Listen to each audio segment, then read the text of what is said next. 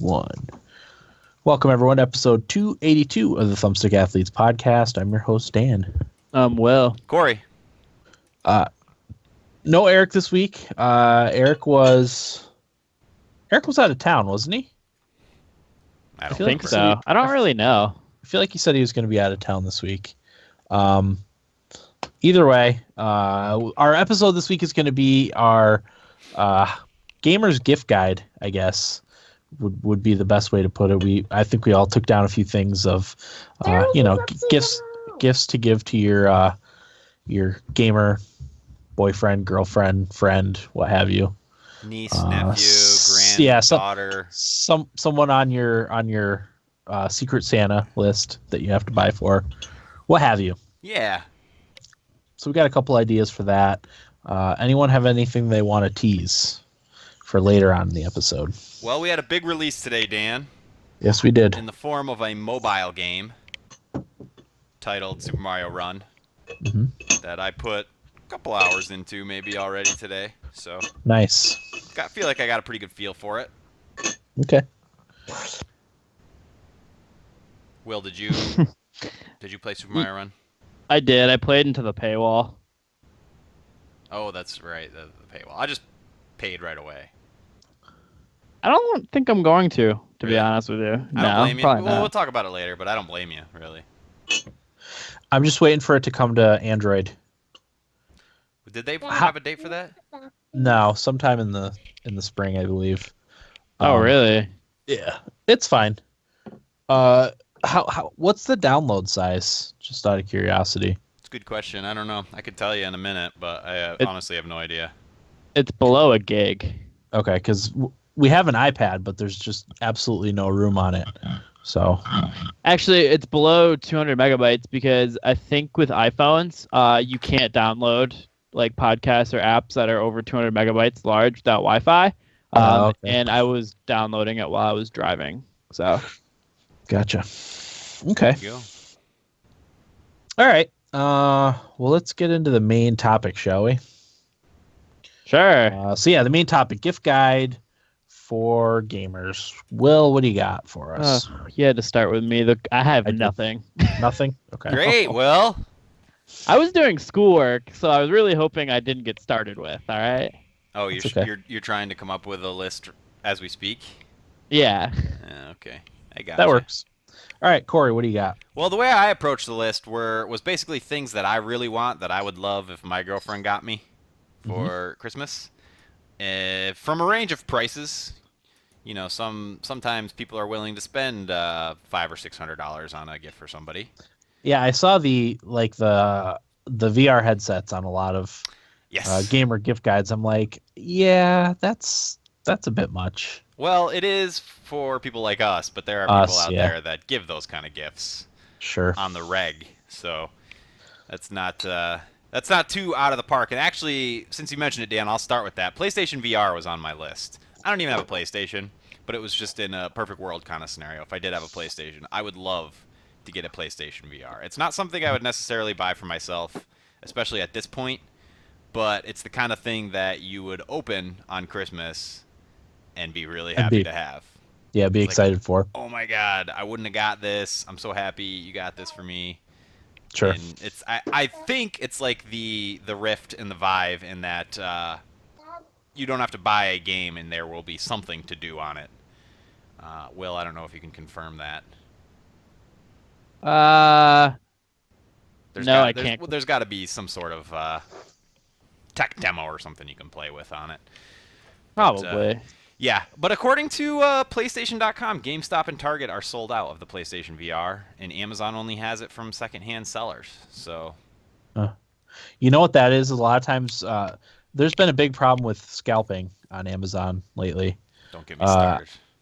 Yeah, I've particularly noticed it with graphics cards, and then the NES Classic. Like, if you try to buy it on Amazon, it's like $200. Yeah, Wow. So, it's insane. that's scummy. Don't ever buy anything from a secondhand seller ever Yeah. if they raise the price on you. Yep. Just don't do it unless it's like a kidney or something and you're gonna die. Then Right. that's If it's a matter of life or death, yeah, then Yes. that's totally different. Okay. So my first one, it's probably too late to actually order one of these before Christmas comes, but a custom colored Xbox One controller for the Xbox One or PC. They start at $80 and you can do millions of different color combinations. It's on the Xbox Design Lab. If you just do a search for Xbox Design Lab, that will come up. But yeah, like I was messing around with that earlier today, and I came up with some pretty neat color combinations, and even one that would like match my living room with our gray walls and our turquoise accent wall with the lime green accents. It would match perfectly with that. Yeah. That's that gift idea crossed my mind, but I couldn't remember if it was Xbox or PlayStation that had the design labs. But I did think that would be a cool gift to get. Yeah, I think it takes like 2 weeks for you to get your controller after you order it. So like I said, at this point it would have to be like a late gift, or I don't know that you would get it in time for Christmas. But that's something I would love. Sure. I've always been surprised that there's not been more of that type of thing, with coming from PC gaming world where everything is customizable. I'm surprised that more of that hasn't made its way over to console gaming. But is there markup on those? yeah, they're 80. 80. I bought my Xbox One controller, which is the older version of the Xbox One controller, for I think it was like 36, but you can get the newer Xbox One controllers for like $45 on Amazon. So there's quite the markup on them. There is a markup, yep. Are they personalized? You can personalize them. Yeah, they start at $80, and you can add personalization and amongst other things on there for more money. Yeah. So, well, I mean, that's still cool. I would love to get something like that as a gift from somebody who could afford that. Yeah. Did you come up with anything yet, Will? I did. So for me, a big game that like I would get for somebody that is cheap and it's an indie game would be Stardew Valley. Actually, I think that for anybody who has Steam, I kind of is plugged into games, I think, to a certain extent, and I feel like Stardew Valley would be a good game with a lot of content that you could get somebody that's pretty simple and relaxing. And it wouldn't just have to be Steam anymore, since now it's on Xbox and PlayStation. That's true. I forgot about that completely. I wonder if it's ever going to come out for like tablets. I don't know if it would work on a phone, but I think it would, honestly, because Terraria works on phones and tablets, so I see no reason why it wouldn't. Sure. I didn't include any games on my list, but if I did, I would definitely include a game like Stardew Valley. Like, there's got to be more good games in that like $10 to $20 price range that are just, you can't go wrong giving to somebody. I think Stardew Valley is one of them. Can you guys think of any others off the top of your head? Dang it. Not to put you on the spot. No, but I got a good 77 hours worth of Stardew Valley, for $15. Right, yeah. I don't even think I paid 15. I think I got it on sale for like 12. Yeah. Which was an absolute steal. But you're right, that is a great gift, and I think it's something just about everyone could enjoy. Sure. Yeah, to differing extents. I think it's a game that appeals to both genders and all types of gamers. Yeah. Like a game like Darkest Dungeon, I thought was a really good indie, but that's not one that I would recommend to everybody. No, that definitely does not have mass appeal, only because of its grindiness, especially later on in the game. That really turned off a lot of people. Yeah. So. But yeah, I agree with you. That is a really good indie, but not a mass market appeal indie. Oh, okay. Undertale, I think would fit that mold. I thought you didn't like Undertale, Corey. I did like Undertale. It was on my list. I know. I'm just teasing you. Come on. FTL is always a good bet. Yeah. I have very little brain functionality, so I'm not going to be able to come up with anything right now.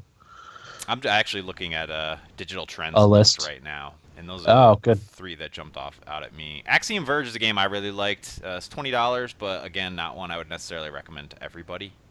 Mm-hmm. But I do think Undertale fits that mold. Stardew Valley and FTL all do. Uh-huh. So. Absolutely. Okay. Is there an easy way to gift games on PlayStation and Xbox? Can you even do that? I think that I was one of the complaints about those Yeah, I don't think you systems. can. Yeah, you can't like you can gift a game to someone on Steam, which doesn't make sense. No, because even in games like Hearthstone, well, actually, I think you can do it in Blizzard games now. I think you can gift stuff. But there was a time there where I really wanted to just send people card packs and stuff just to try and get them back into the game and playing it. Yeah. But there was no easy way to do it. I think every platform would really benefit from a way to do that. I wonder why they don't have Absolutely. that. I don't know. Because there would have to be a good reason that they thought that it wouldn't be a good idea, right? I don't know. Yeah. I don't know. Hopefully we're not Strange. wrong about that. Probably are. I don't know. I feel like maybe earlier in the year I read an article because I feel like one of the systems had promised that as a feature that was upcoming and it wasn't put in yet. Yeah. And I feel like there was an article, not scathing article, but calling them out a little bit for not putting in that feature yet. Yeah. Well, obviously you can send people the codes that you get from if you buy a game on like Amazon or something. Yeah, it's not the same Code. No, it's not. as having something like pop up in your inbox and like, oh, you received a gift from so and so. And Steam allows you to do the little gift message and all that stuff. Yep. Yeah, I don't think you can do that in Origin. And I don't use Uplay enough to be able to comment on if they can do that or not. But Yeah. Beardless says that there is no gifting on PSN. Not Okay. sure on Xbox. yeah. Anyway, where were we? Corey, Next you were one? next, right? Yeah. Well, we mentioned it already, but I still think it'd make a great gift is the NES Classic. Another one Yeah, you can't really it go would be. wrong with. If you know somebody's a gamer, they probably have some sort of attachment to the NES Classic. Even if they were born, 10 years ago, I'm sure that they would find something on there that they could relate to. Yeah, I put that on my list too. But if you can find one. Yes. And again, do not That's the buy key. it secondhand. Even if you have the means, just don't do it. Yeah, you don't want to reward people for doing that sort of thing. Right. You know?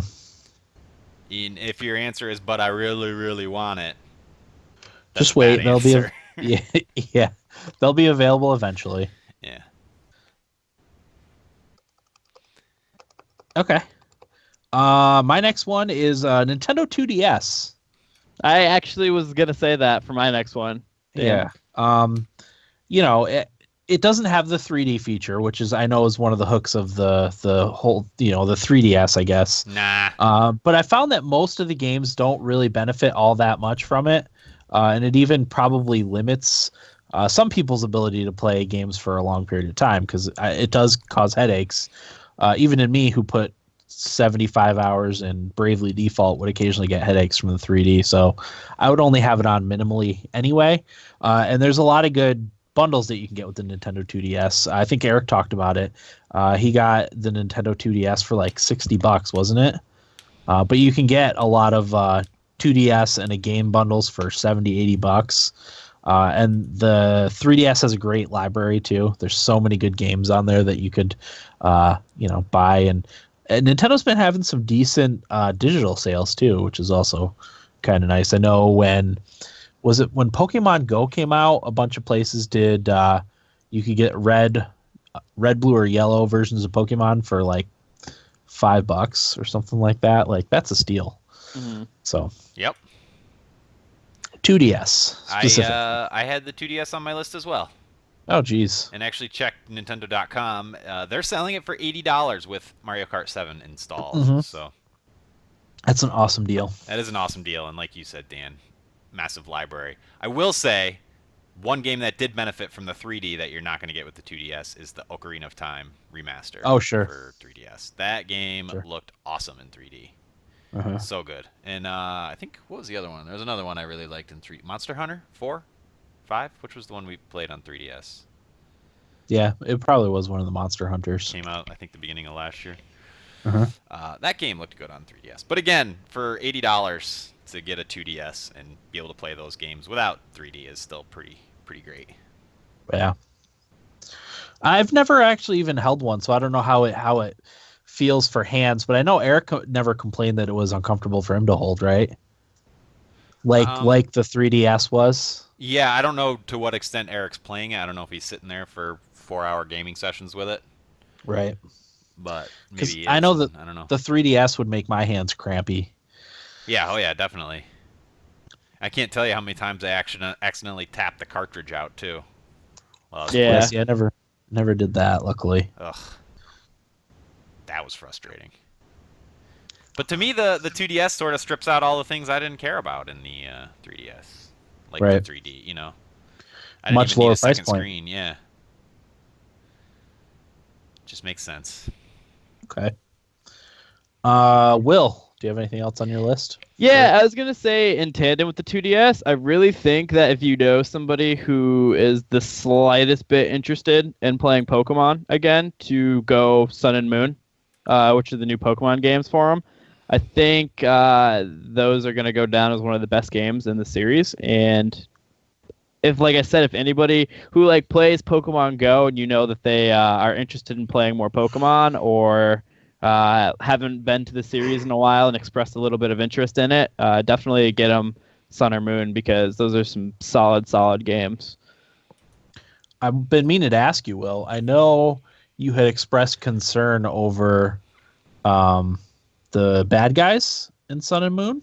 Yeah, I think they're terrible. But there's another one that kind of takes place. Okay, I was going to ask you because I'd read someone's synopsis of them and how they were essentially saying the same things you were about how they were kind of bad guys, but they soon became this person's favorite bad guys from any Pokemon game after a while. I'd be interested in reading why they think they became the favorite of the person. I don't remember where I saw it, but because for a kids game, I think they could have done a better job with the bad guys, because I look at Diamond and Pearl and Team Galactic was really good. Team Rocket was really good. I just don't. I mean, in the game, there's another villain that kind of emerges, which kind of with Team Skull, kind of sort of work together, and it redeems it a little bit more. But I think Team Skull standalone is not very good. Okay. Good to know. Yeah. All right. Corey. Yes, sir. What do you got? Another thing that made my list that I'd really like to have is a mobile controller, Bluetooth or attachment of some sort. Yeah. And I actually looked in the Logitech PowerShell, which used to be the what's the word I'm looking for? The Ferrari of those things. It's only $10 for the iPhone 5 and 5S. Really? Yeah. Obviously, if you want... Is it go ahead. Just the iPhone 5 and 5S, or can any phone go in it? That specific model, the $10 one, is for that specific phone. But even I was looking at some of the ones on Amazon I have the iPhone 6. Some of those, like the top-rated ones, are $60, which is a little steep, and why I haven't bought one for myself yet. But to receive as a gift, I think would be really awesome. And yeah. I see. That $60 one is the MFI Apple certified on Amazon, so that would be a good one to get. 5-star reviews, 5-star user review. Yeah, there's the Moga mobile one. Mm-hmm. A lot of them have. I really like the Logitech PowerShell. Yeah, that's a neat design. A lot of them have like the controller and then like a clip on the top of the controller that you clip your phone into. Yep, and yeah, some of the ones I were looking at would fit any phone. They design it so that it'll hold any phone, which is nice. And I just think it's one of those things that not everybody would really get for themselves, but if they got it as a gift, they would use it and enjoy it. Totally. I have one on my wish list, and it's I think it's $18.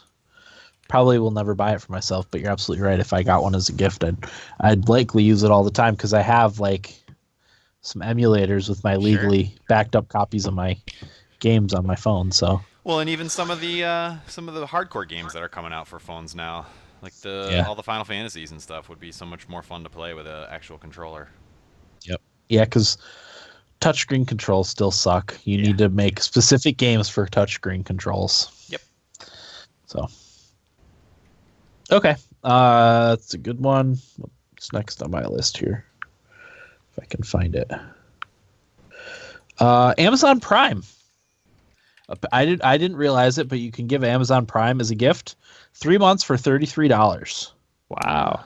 Oh. Now what that gets you is 20% off physical copies of new games for up to 2 weeks after they're out. So, you've got we've got a ton of games upcoming in January, February, and March. So if you were to get someone Amazon Prime, that would save them 20% on their physical copies of video games. So, and included with all the other benefits of Amazon Prime. Yeah, Amazon Prime. Yeah, Amazon Video or Prime Video. Free 2-day shipping on anything unless it's around Christmas time, and then you just kind of get stuff whenever they can get it to you. The Amazon Music Unlimited. They have over 2 million songs. You get access to Kindle. You get a bunch of books you can download and borrow, I guess they call it. But actually, at the beginning of every month, they do this thing called Kindle First, and you get a book for free. They pick like 5 books. Not necessarily bestsellers or even very well-known authors, but a lot of times there's at least 1 or 2 books that have decent reviews that if you're a Prime subscriber, you can just download at the beginning of the month before they're available to everyone else. I always just opt for whatever is the closest to science fiction and fantasy. Mm-hmm. That's what I go for. There's got to be some gems in there too, Oh, and Twitch Prime now. Twitch Prime, yeah. Going off the gaming stuff. They've put out maybe 4 games for free ever since they launched last month. Really? All of which I've missed. Because they only do it for a couple days. You don't have a lot of time to redeem it. But just, what was the one that was just this past week? I think it was something I already had. That's why I didn't jump on it. But it was a decent game. I just can't remember what it was. But yeah, that's another benefit. And $33 for 3 months of that is a pretty good gift. Yeah, absolutely. Will? To be honest with you, I can't really think of anything else right now off the top of my head that I would recommend for a good gift.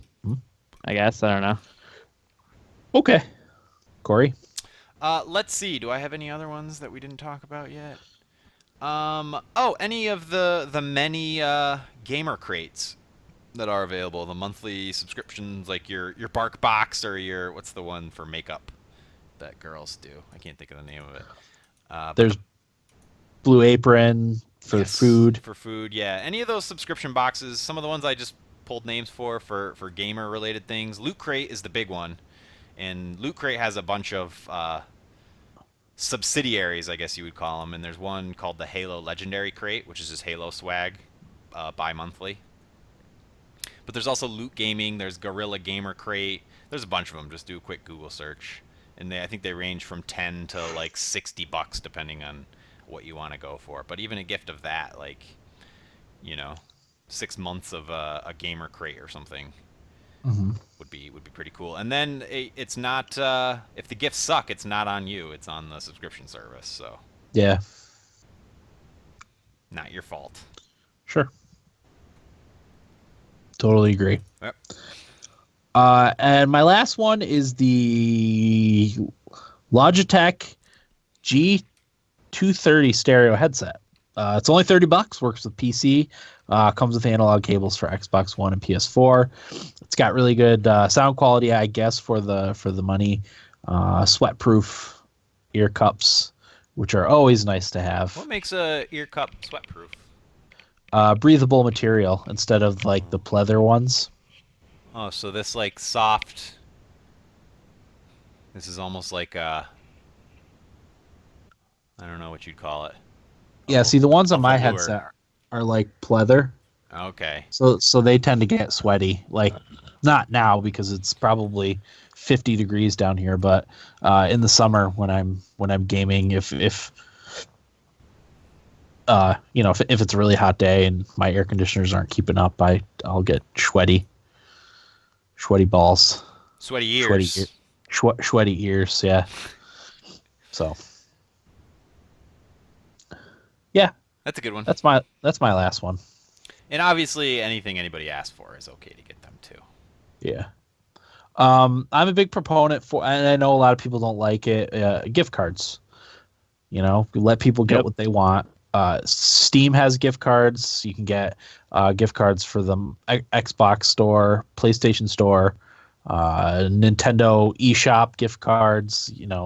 Anything like that is always good to get someone. Yep. I also put any sort of gaming T-shirt or swag. Sure. ThinkGeek is good for that. Etsy has a lot of stuff that can be relatively inexpensive. Even GameStop sells apparel. So. Yeah, they sell a lot more knickknacks nowadays than they used to. Well, that's at least last few times I've been. Yeah, because they have a partnership with ThinkGeek, I think. Right. Yeah. Yeah, I remember us talking about that in news. Yeah. So there's a bunch of knickknacks in there. I got my son a Pokeball from there over the summer when we were playing Pokemon Go religiously. And that, I can't think of a gaming related piece of swag that somebody could give me that I'd be like, oh, I don't like that. Yeah. Sure.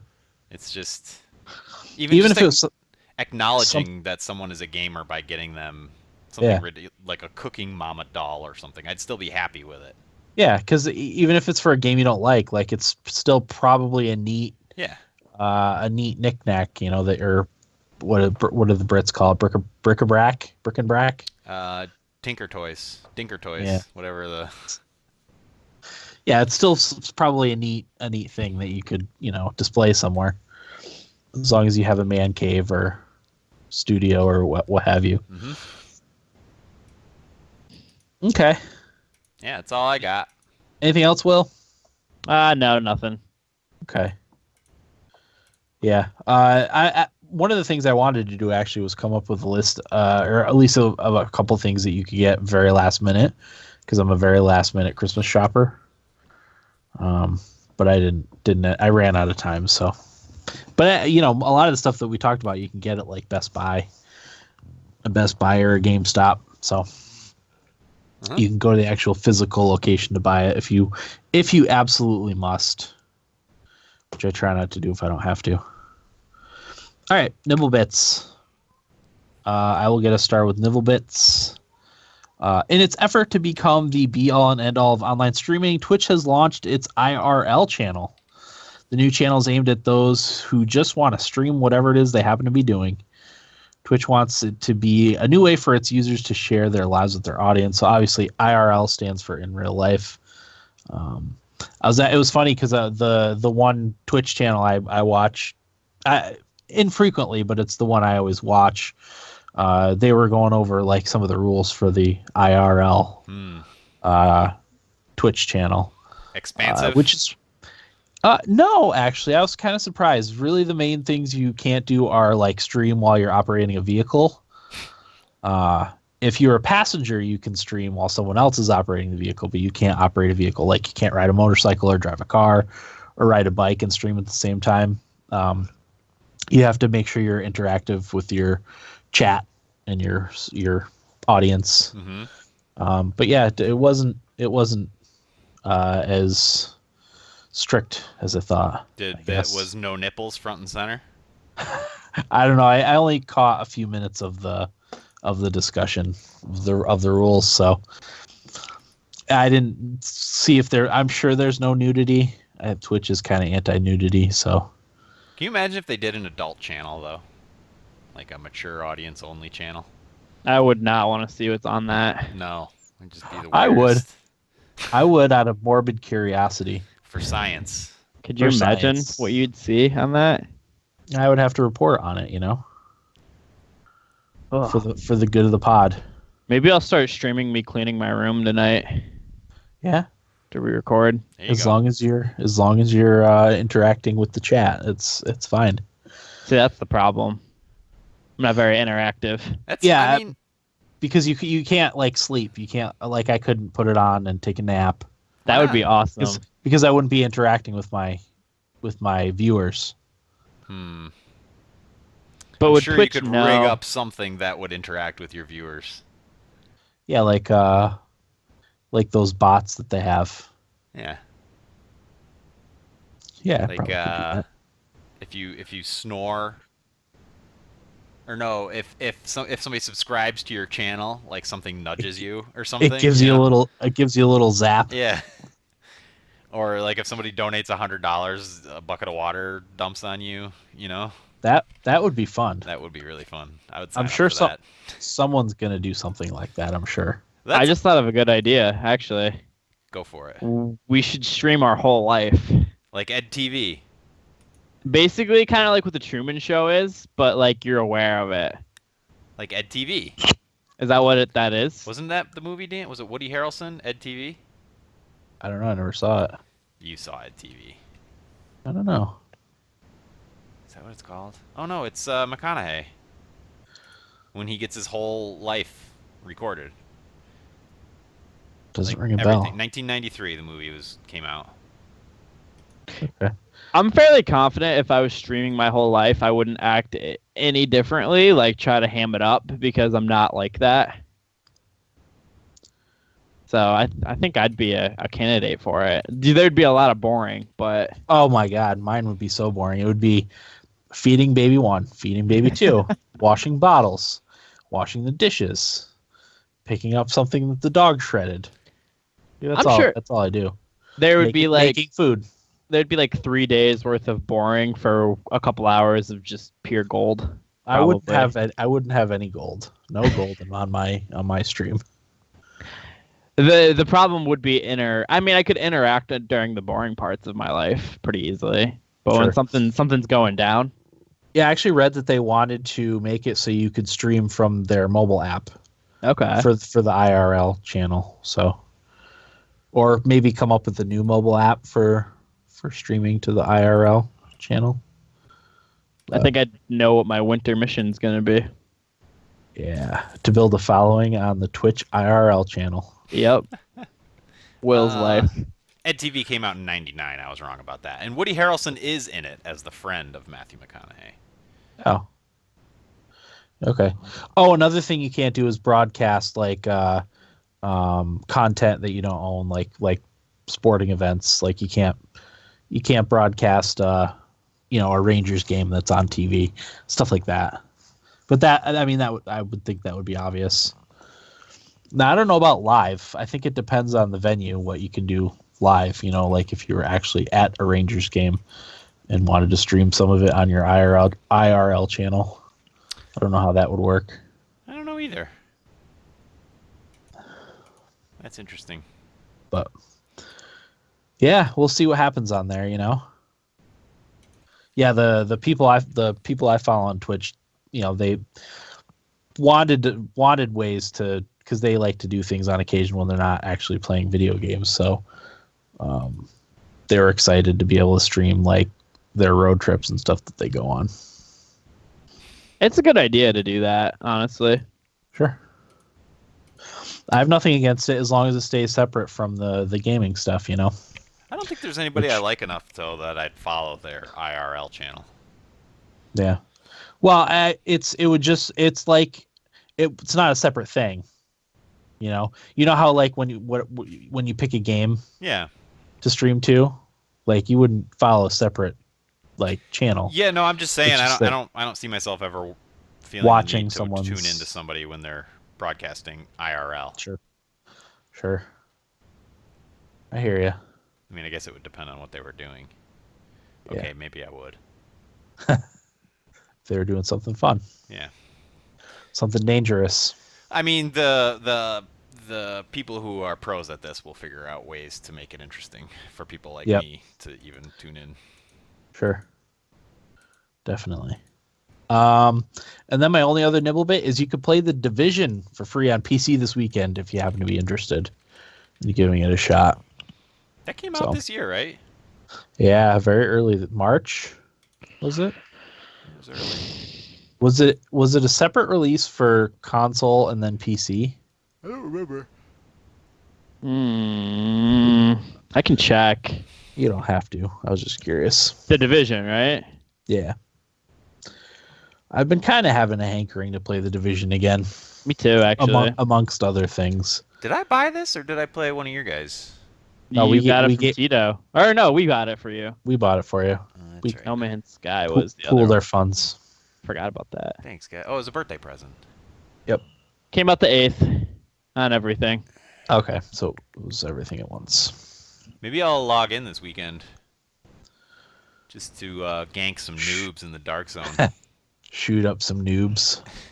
I wonder if they fixed their Dark Zone issues with hacking and cheating. Really don't know.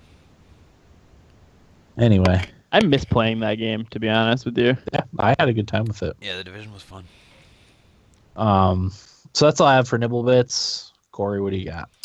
Couple. Age of Empires 2 is getting another new expansion. This one is called... Let me find the exact name. Rise of the Rajas. Or Rajas. I don't know if the J is silent in there or not. But it focuses on Southeast Asian civilizations, including the Burmese, the Khmers, I don't know how to say that either, the Malays, and the Vietnamese. 4 fully voiced campaigns, bunch of new maps, unique units and buildings, the whole deal, and it's coming out next week. It's awesome. That is awesome. I got the last one, Forgotten Kingdoms or whatever, but I don't think I ever played through any of the campaigns. I didn't. Maybe I screwed around with some of the civilizations, but that was it. Maybe I'll give them a shot. But apparently Age of Empires 2 is still very popular, so... Came out in I wish they'd make a 4th one. Came out in 1999. Wow. Same year Ed TV came out. I just remember playing a ton of that when we were in high school. Will and I played... online and everything. Will and I played relatively recently, didn't we, Will? Yeah. It wasn't for our Extra Life, but I think it was around that time that we played it. Nice. So that's exciting. Another thing that was exciting to me, Valkyria Revolution is coming west. It's a Valkyria Chronicles game. It's a spin-off, I guess, from what I understand. It's already been out in Japan. Oh, no, it comes out January in Japan and is coming westward this spring for PS4, Xbox One, and yes, Vita. So a new release for Vita, huh? Yeah, not too familiar with it, but I would like to play some more Valkyria Chronicles. So if this is a little close to it, then maybe I'll give it a shot. Hopefully it comes to PC or Nintendo Switch. Yeah, right. I'm hoping I can get my console exclusive fill with the Nintendo Switch. Yeah, hopefully it satiates me as well. Once I sell all my gaming stuff, just buy a Switch. Just buy a Switch. Switch and mobile games. That's gonna be my 2017. That's where I'm at. Your 2017 New Year's resolution. Yep. No computer games, just mobile and Switch. No computer games, really? I don't know. I have a hard time sitting down and playing anything anymore. Yeah, I think it's the time of the year. It could be. I had all last night and all today. And all I really played was Super Mario Run. And I played Enderal for like half an hour. In all that time. But, this game, we're actually getting a PC hockey game. What? Yeah, did you guys see the video for this? No. It's called, what are they titling it? Sorry, I didn't take notes, so I'm just reading from this article here on PC Invasion. What's the name? Old Time Hockey is the name of it. And it looks like, the old 90s NHL, EA NHL games. And Awesome. They actually said the director of the game, Karthik Venkatesan, says, quote, everything from NHL 94, Blades of Steel, to other sports titles like NBA Jam and Techno Bowl inspired us. We wanted to recreate that old familiar experience of playing these games on the couch with friends. So it's 5-on-5 arcade-style hockey. And there's actually a beer mode, which is a control scheme that allows players to play with one hand, which is awesome. And I'm it's watching it right now. Yeah, it's set in 1970. I'll put it up in the stream too for those that are watching live on the stream. But I'm excited for it because all I've wanted as of late is a arcade style hockey game. Just something I can mess around with and do crazy Wait, stuff. is there stick fights? Probably. It looks like there's stick fights. This looks incredible. Doesn't it look like so much fun? You see that? He's hitting him Yeah. with the stick. That's amazing. Oh yeah, look out for Old Time Hockey, which is set to launch on Xbox One, PS4, and PC in early 2017. Yeah, game of the year, early game of the year contender. Early game of the year. Oh, that's beautiful. Man. You know what it looks like? It looks like what was it, Stanley Cup hockey for the Super Nintendo? Yeah, the one they're playing. That's what in it looks like Swingers? to me. No, that's NHL. That was NHL 93 or 94. Oh, I thought it was a different game. No, the Stanley Cup is the one Eric had. That was almost like ice level when you played it. Oh, there was what was the one I played? One of my friends had it. It was called like Hockey Night in. It wasn't Hockey Night in Canada. Maybe it was called Hockey Night in Canada. But it had shoot, Bill Clement I think did the voiceover. It's late Nice. 90s game. Hockey Night video game. I can't think of the name of it. ESPN National Hockey Night? Okay, yeah, I remember that. That was early 2000s. Wasn't that on the original Xbox? Shoot. Sega, that's what I played it on. Oh, Sega. Okay. And Super NES. Super NES, Sega, and Sega CD.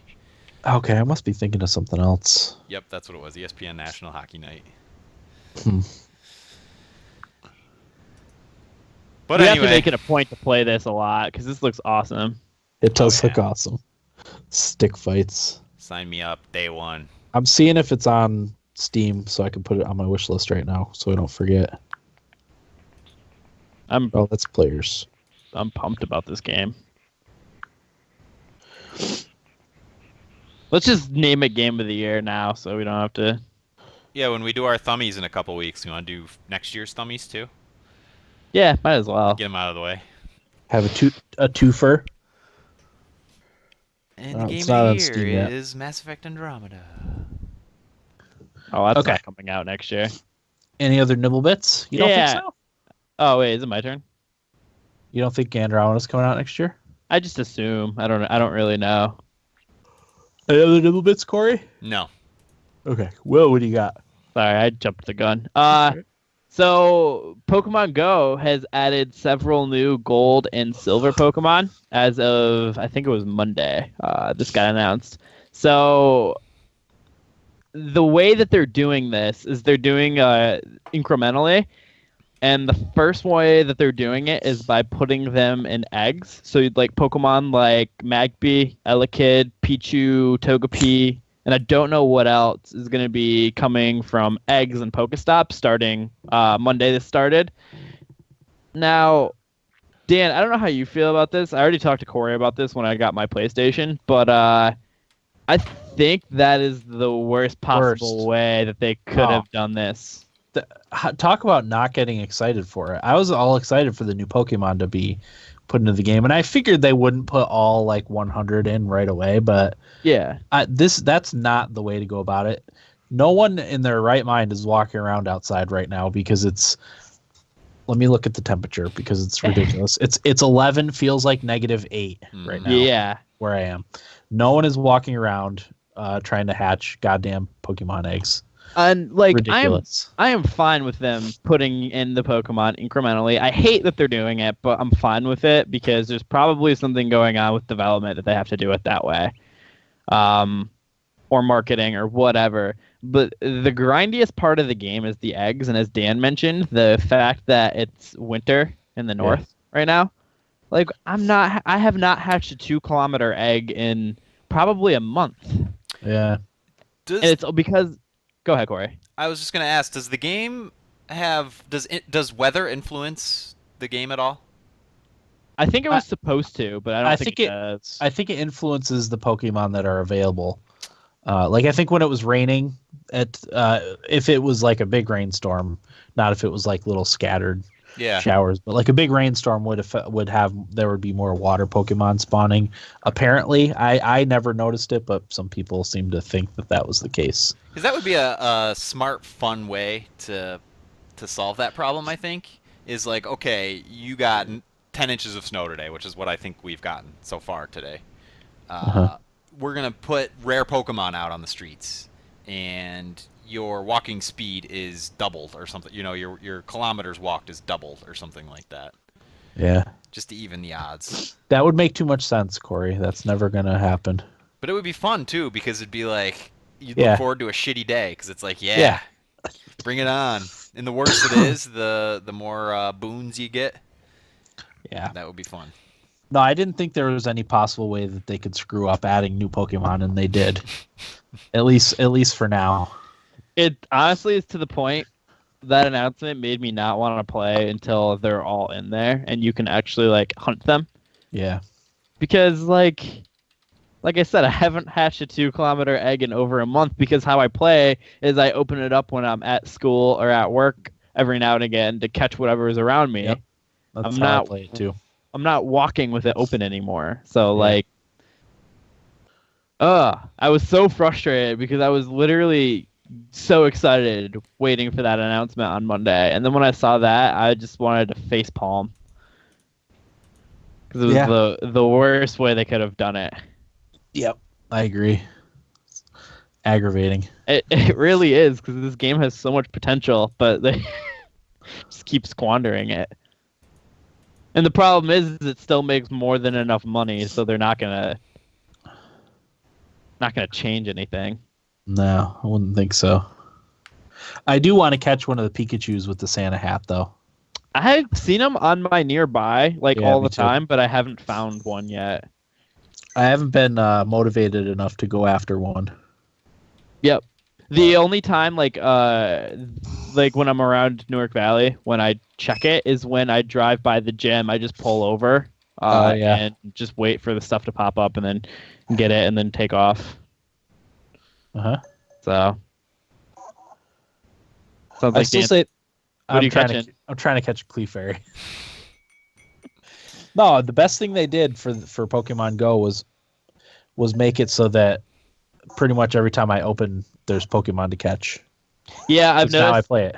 I feel like they've increased the amount of Pokemon that are out, because there were spells like in Newark Valley where like I would see nothing for kilometers and kilometers and days, and now like the spots where I know that they're always there. Yep. So it's usually by high traffic areas, which are the Pokestops and gyms and in town. Yeah. But yeah, that's my nibble bit. It was a pretty frustrating announcement for me. Yeah, agreed. I just want Umbreon. That's all I want right now. I've got a bunch of EVs stored and a bunch of EV candy built up. So just waiting. Because that's what I have here at my house. Is pretty much every time I open Pokemon Go, there's an EV to catch, and then usually like an oddish. Yeah. Something like that, which is fine. I'll catch them. Yep. The only things I don't catch anymore are Pidgeys. Done with Pidgey. Yep. Done with Weedles. Yep. I'll even catch Caterpies. But Butterfree is way cooler than Beedrill. Oh yeah, in my opinion. Plus, for a while there, I was having a lot of trouble trying to catch Weedles. I don't know why. I would waste 8-10 Pokeballs on one Weedle, and then it would run away. Which, when the game came out, that was fine, because like we got a ton of Pokeballs like in the beginning, and then now like if I don't catch one on like the first or second, I'm like, I'm not catching you. And I just kind of quit. Yep. And run away from it. Corey, you remember the Pokemon Go podcast? The Pogo podcast? Yeah. How could I forget it? You want to reboot it? I was going to say, you should record your third episode now. I'll sell it to you, Will. You want to buy it from me? How much? I don't know. I'll have to look at what I paid into it. Because I paid for the website. I paid for the Libsyn. If it's over like $10, no. I paid for the domain name registration and all that fun stuff. probably like Um, 50 when all was said and done. That property is not worth 50. Yes, I don't it think is. I don't think I've put in $50 worth of work into that. Definitely worth $50. I wonder if there's a way to calculate like what your intellectual property is worth. Probably have to find like some sort of algorithm that calculates across all podcasts the value of a listener and compare it to how many you had. Yeah. I don't know. I wonder how much Thumbstick Athletes is worth. Millions, obviously. To be honest, if I had the opportunity to find out, I wouldn't want to know. I'd want to know. Out of morbid curiosity. Don't let me know. Why? It's either gonna go to my head or it's destroy me mentally. So there's nothing good to come from it. Gotcha. Any other nibble bits, Will? No. Okay. How was your week? So I have a couple different things. What do you guys want to hear about first? Do you want to hear about me learning a new language, finishing school, having a run-in with the Marines, or that might be it. Start at the top. So learning a new language? Yeah. So I was bored one day, and I ran out of podcasts because I stopped listening to some because of politics. I kind of got sick of it, so I'm taking a break from them. And then like a couple podcasts aren't putting out as much content anymore, so like I've been kind of blowing through the stuff that I listen to, and I was sitting there and I was like, I wonder if they have language teaching podcasts. And I figured they definitely did, because that would be an amazing way to learn a language, an easy way for somebody like me to learn, because I drive like 2-3 hours like every day, basically, going to school and stuff. So I kind of was like, well, what language do I want to learn? And I didn't want to learn like Spanish, Italian, Portuguese, like any of that. And stuff like Russian was too hard. And I didn't know if there would be enough of podcasts out there to learn like Swedish or something like that. So I nailed it down to German and French.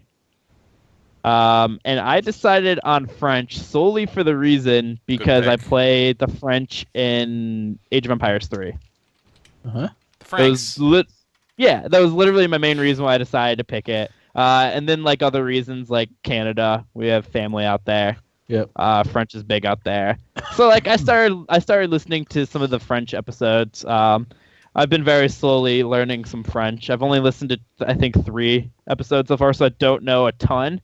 And it's been like a week because of like finals and stuff like that. So I kind of forgot about a lot of what I learned. But I saved all of the ones that I've listened to so I can go back and re-listen to it. But it's kind of cool. It's a little hard because like I'm not actively like looking at the words and like what they're saying. So like it's hard for me to pronounce it 100% because like I'm just sort of listening to what they're saying instead of seeing it. French is a good pick. Yeah, I think that was a good pick. It was either that or German for me. You know definitely. Why? It's the sexiest language. I mean, looking at it now, yeah, that definitely plays into it. Who doesn't like somebody who can speak some French? Bonjour. We have Bonjour. French in our bloodline too. We do. French Canadian. French Canadian, yeah. No less. That must be where the love of hockey comes from. Oh, I'm God, sure. yeah. Passed down through the genetics. Certainly not coming from the Irish or Polish side. No. But we actively hate on like Montreal. Yeah. That's true. That is true. But yeah, no, it's kind of fun learning another language. I was pretty poor at Spanish, but that's because I didn't take it seriously. Well, because I was in that's high because school. that's because I was gonna say that it's because it was in school, and you know it's something you had to do, not something you chose to do. And like it's super easy. Like I said, I drive so much to just have it in and like just kind of have it playing while you're driving and like just repeating everything they're saying. Yeah. I used to know how to say my name, but I forgot it already. I was gonna if I was on last week, I was actually gonna break out some French out of nowhere. Isn't Will in French just Will? I think it is Will, but like my name is Will is what I would have said. Guillaume. So it's sort of like Guillermo. There is actually a lot of ties. Well, I didn't realize this, but like a lot of the languages like French, Spanish, and all that tie from like Latin. Latin, yeah, they're Latin based. So like I didn't realize that there are a lot of similarities between Yep. some of them. Some of the words are even the same.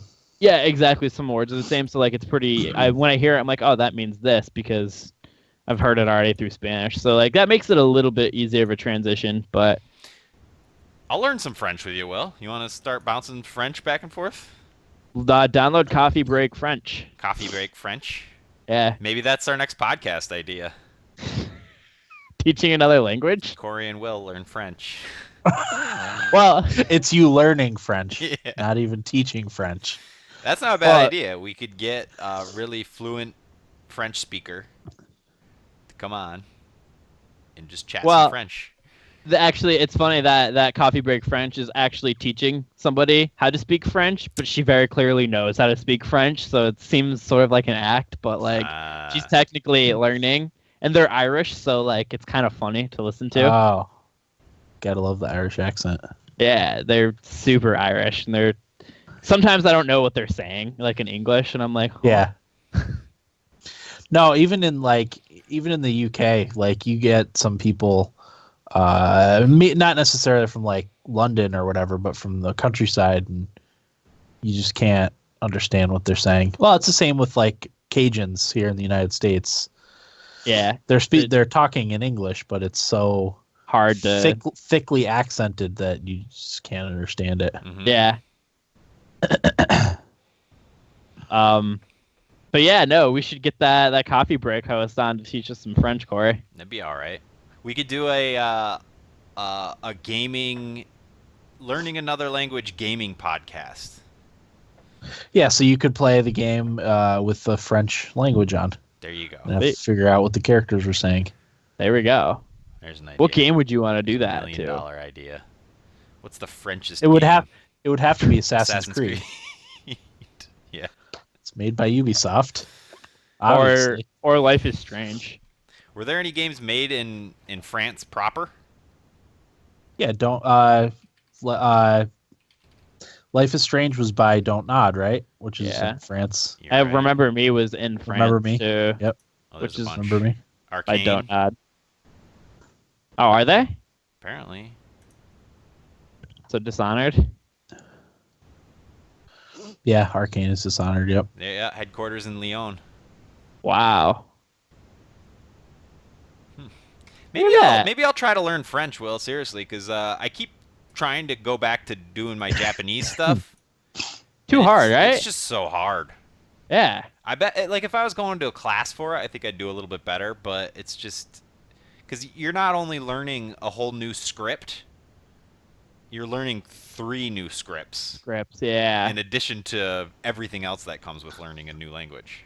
And I'm not perfect at English, so... Yeah, it's just... It's difficult. Yeah, no, I definitely highly recommend it because, like I said, like if you have as much time as I do to listen to podcasts, like it's definitely worth it to like try to pick up another language because, like, it's I don't know. I kind of like knowing more than one language. I think it's a cool idea. I've just never applied myself, and I think this is my best option to actually apply myself to learn it. So okay, I got a better idea. What? Danish. Is it on there? I don't know, but here's why. I was actually texting with our sister the other day, and she was talking about, I forget the word now, but there's a word for basically happiness, like a Danish word for small things that make you happy. And Denmark is consistently rated one of the happiest countries in the world. Yeah. So we could learn Danish. And the other reason I suggest Danish is because in the movie The Arrival, they talk about, I forget the name for it, but it's basically a phrase that describes how when you learn a language, that language influences who you are just by the way the language is spoken and the way the language comes together. It's really hard to explain. And they had a much better example of it in the movie The Arrival. But basically, your language influences who you are. So I'm thinking if we learn to speak Danish, maybe we'll be happier. What do you think? So what you're saying is learning French is the wrong language to learn. I don't know if it's the wrong one to learn, but That's a good thought process, actually. I kind of like that. If you could find a Danish speaking or teaching podcast, yeah, I'd be definitely for that. Yeah. I should say, for anybody who is interested in learning another language, I do know that coffee break has German too, and Spanish from there. I don't know what else they have. I'm assuming they have a multitude because it's like broadcasting is radio lingua. So they probably have a ton of others. So if that's what people want to look into, but Nice. yeah, it's cool. It's one of the more interesting things that I've kind of been experimenting with of the last few years. I guess next, like, I'm pretty much done with school. I just need to print off my project and turn it in on Friday, and I'm done for the semester. I'm really, really, really happy. I've been moody and crabby all week because of finals and stuff like that. So that'll be done, and then I'll have a month off. But the other big thing that happened to me, I had an experience with the Marine Corps. I think it was last week. Trying to recruit you? So I worked with this one kid who I was really good friends with, and he joined the Marines and so on, and he went off to boot camp, so on and so forth. But he's back until the new year because he tore his ACL. So he's been back, and he's been trying to get people to just talk to the Marines because for starters, like, to obviously recruit, but if he does this, he gets to like leave or something, the recruiting office for the day or whatever. And he has like a pregnant wife and stuff like that, and he's not going to be around much longer. So I was like, and like he was asking a lot of people that he like worked with, and nobody was answering him or just saying no, and I felt bad. You know, I've always really liked the guy, so like I was like, oh, I'll go in and talk to him. It'll be like 20 minutes, you know, maybe 30. Because I'm not interested, so like I'll just get in, get out, and he gets to leave for the day. Dan's laughing, so yeah. I should say no. I did not enlist in the Marines, which was the first question my mom asked me when I told her that I had a run-in with the Marines. Well, they have a way of being persuasive and appealing to your sense of adventure. You know, everyone has that inside of them, and Dan, as big a cowards as we are, you know, there's still that adventurer in all of us, you know. I'm big into like wanting to travel and see the world, but I'll get to all of that. Like then, okay. Really, So I get there at 10. I'm like 2 hours, plenty of time. Class at noon. Yeah, you know, I'll be at Broome at 11. So I get there. I talk to my friend for a bit. He's like, "Oh, yeah, somebody will be with you."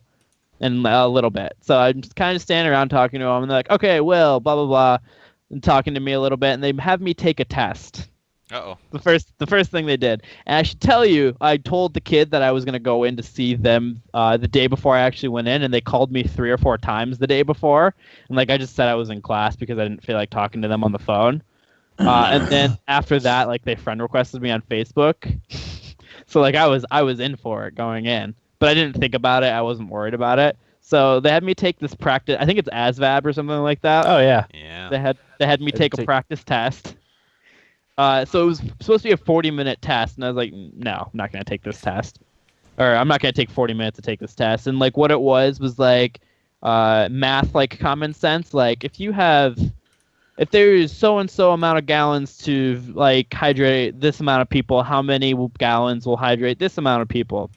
Stuff like that. And then it was vocabulary was the next section, which English is usually my better class in school, so like that was easy. And then it was reading comprehension, which is really easy. And then it was like actual algebra, like find the value of x and square roots and stuff like that. So to pass was a 30. I don't know what that translates to how many questions you got right. So I'm sitting there, I'm talking to my friend while he's grading, and he's like, yeah, like I got a 50 on it, which is considered, you know, pretty good. So he hands me back my test. He goes, you got a 57, which is considered alpha. Will, you're alpha. Which is funny because I'm sitting there, they're telling, and they go, "You brought a smart one to us, Torres," is what they said, and I was like, "Uh-oh." And like I said, I'm just sitting here thinking about what Pokemon I'm going to shiny hunt after class, and these people are excited that I'm an alpha and are looking to recruit me. Uh-huh. And then from there, they put on the full court press. They brought me over to Subway to sit me down and talked to me for an hour and a half of just like asking me, grilling me about everything. Well, they started off by saying, "What's your interest level in joining the Marines on a scale of 1 to 10?" I was like 2. So I was honest with that, but they're like, "Well, why do you want to join?" And like obviously I didn't. So I had to be like, "Oh no, like I'm just exploring options and so on." But yeah, they brought me over to Subway and they gave me 11 cards, and each thing like had like different sayings written on it, and one of them was like financial stability, adventure. One was challenge, and like they had me rate them from 1 to 11 of what I thought was most important and was least important, and asked me about it. And I had challenge as my least important. Who wants to be challenged? Well, he said, I want easy street. He said, "Oh, you have challenges last. That's pretty interesting. Why do you have it there?" And I was like, "Look, I've never wanted to do something because it was challenging." Yeah. I was like, if I want to do something, like I'm gonna do it. Like challenge is just whatever to me. Yeah. I was like, I don't get the whole like wanting to be challenged. So like I had financial stability as 1, like adventuring 2, and like fitness or whatever as 3. So like he talked to me for like 25, 30 minutes about each one, and I'm just like, oh my god, like I want to go. And like he did make a lot of good points, like I will say that. And like it's definitely a good thing for somebody like that, but like I don't want to spend 6 years in the military and my early 20s. I kind of want to have my early 20s to do what I kind of want. I don't want to give that up to military. We weren't made to be soldiers. No. No. And my one Go ahead, Dan. Oh, go ahead. I was gonna say my one friend felt really, really bad because he's like, I've never seen them like that. Like, and he's like, I think what that happened is like they saw that you were scored a 57 on that test, you B were physically fit, you had a plan for what you want to do in life, and that's like stuff they just love. Sure. So he's like, you kind of got. And he's like, holidays are a big thing too because they recruit extra harder on the holidays. What you want to do, Will, is get a degree, and then join the military. Enter as lieutenant. You'll never see combat. You'll never have to pee your pants in front of your bros. Okay, I probably still won't do that, but like after like he made all these good points and he's like, so what do you say? You ready to sign up? And I was like, no. And he was like taken aback by it. He was like, wait, really? And I was like, yeah. I'm like, I haven't even talked to family about this. Like, I'm not gonna make the decision right now. Yeah. Well, I think that's part of their sales pitch is, they pressure you into it. Definitely. And like I of course had literally zero interest in it to begin with. So like. I was late to class and everything. Like I got to class at like 12:20, and I was like, God. So yeah, that was really interesting because like I go to do this nice thing for a friend, and then whew. Yeah. I did not expect it to be like that. That's a long day. He also I also have no medical issues and like no surgeries, which is another thing that they look for. So I was just, and like they were selling me on the thing of like brotherhood and like basically being close with your bros, and I was that's not a big thing for us either. No, I was like, I mean that's fine and good and everything. I was like, but that's just not something that I've been into. If they had said we will give you a gun and drop you off in the middle of the woods by yourself, kill that as would appeal many more. Charlie as you can. No, you just scouting in the northern wilderness by yourself. Scouting the an idea. Canadians, Dan, that's not a job. That's not a military. Well, I know, but that's what You're would in appeal Canada. to us. Oh, yeah. Leave me alone. Like I don't want exactly. I don't. Well, I told them I was like, yeah, like Air Force was another one I'm interested because I have a lot of friends in the Air Force. Is what I told them, and they they don't like hearing that you're interested in other branches, really. No, of course not. Because they multiple times said for people who have like bad past, like that's for the other branches and stuff like that, like making those comments. And I was like, oh boy. But that was Well, an the interesting. Marines. The Marines are the first to die, aren't they? Oh yeah, they're First definitely in combat. yeah, they're the the first ones called and everything. Yeah. I can't handle that pressure. No. Like I said, I can barely manage an essay Yeah. at a timely fashion. Like I'm not going to be able to protect an embassy. Put me in We're front too of a soft for that. computer and I'll drop remote Nuke. bombs on Nukes. places. You'll be the drone pilot. As I said, I'm sitting there thinking about the sandy ghast I'm going to shiny hunt in Pokemon Moon Hmm. when I get home from class, and they're like, "Oh, we need you to protect our country." Like, no. It's not too late for you, Will, to join the Air Force so you can be a space pilot. Get into the space program. I feel like I need to be smart for that. You do, but you Yeah. could still do it. I mean, if anything, school has taught me to fake it till you make it. That is true. So that's the only valuable thing I've learned from school so far. It's funny how that works. Yeah. Oh, high school was just all teaching you about how you can lie your way through assignments and due dates. And, oh, I don't know what happened. Like, I need an extra day. Like, my computer deleted it. I don't know. Yep. My whole thing in high school was going in and taking tests, not having studied or read anything that I was supposed to. Dan, I still do that. Just for fun, just to see what I would get. I still do that to this day. I, like, don't study. I was the worst student that place had probably ever seen. I don't think I've ever effectively learned how to study, actually, to be honest with you. Because, like, I read my notes and then, like, I just don't do anything else. And then that's, like, it. Yeah. Like, I don't know how to study. Yep. You read for 2 hours and then try and think back Like- on what you read and don't remember any of it. It's like, wow, I just wasted 2 hours. And then realize your But test is in 15 minutes. Yeah, but then when you go to sit down and take your test, you strangely recall what you read. That's what I happened don't to me. know. Not me. I mean, I had a pretty good semester, and that happened to me a lot this semester. So, like, it is weird how it kind of just comes back to you. Yeah. But I don't know. That's honest. I think that's honestly it. Like, I went and got my PlayStation from Corey yesterday. Yeah. So I've got that to play Final Fantasy 15. I might start it tonight. Nice. Yeah, no, that's about it, actually. Well, I'm glad you had a lot to talk about, Will, because I don't know that I have anything to talk about for my week. Oh, we upgraded internet, actually, in the old Yes. North Valley homestead. Kinda. Stupid. It's not even an upgrade. I don't know, Yeah. Dan. Like, the first day that we had it, I was getting about 30 download, in like 6-7 upload, and Uh-huh. and that was wireless, mind you. Now we're getting 11 download. Yeah. I think you have some issues with your lines. Which I don't know how you even go about getting that fixed. Well, your mom has to call and have a tech come out and fix whatever the problem is. Well, it depends on where it is. Yeah. Could be in the home somewhere. True. I think she bought new modems and router. A modem and a router. I know she got a new modem because she asked me which one to get. Yeah. So, I don't know. I mean- Went through all that.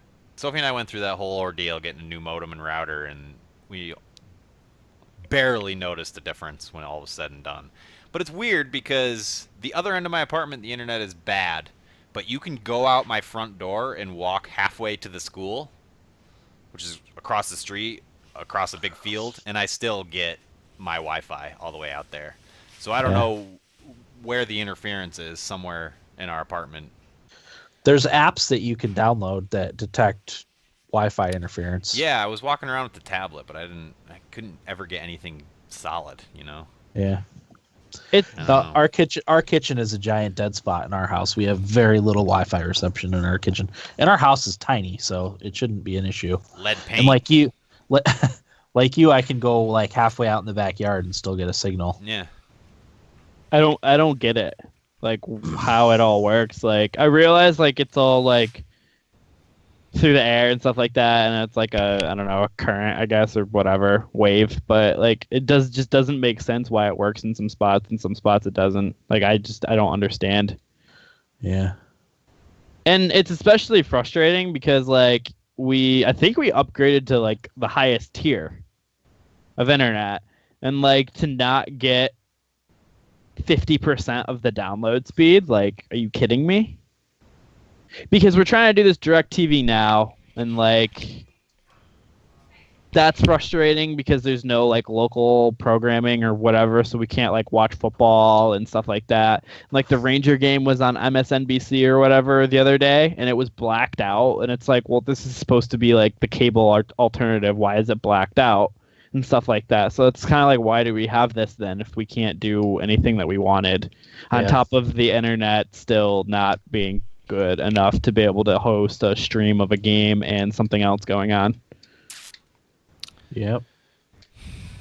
I thought things would be different. I was told this. HD antenna, VPN, you're set.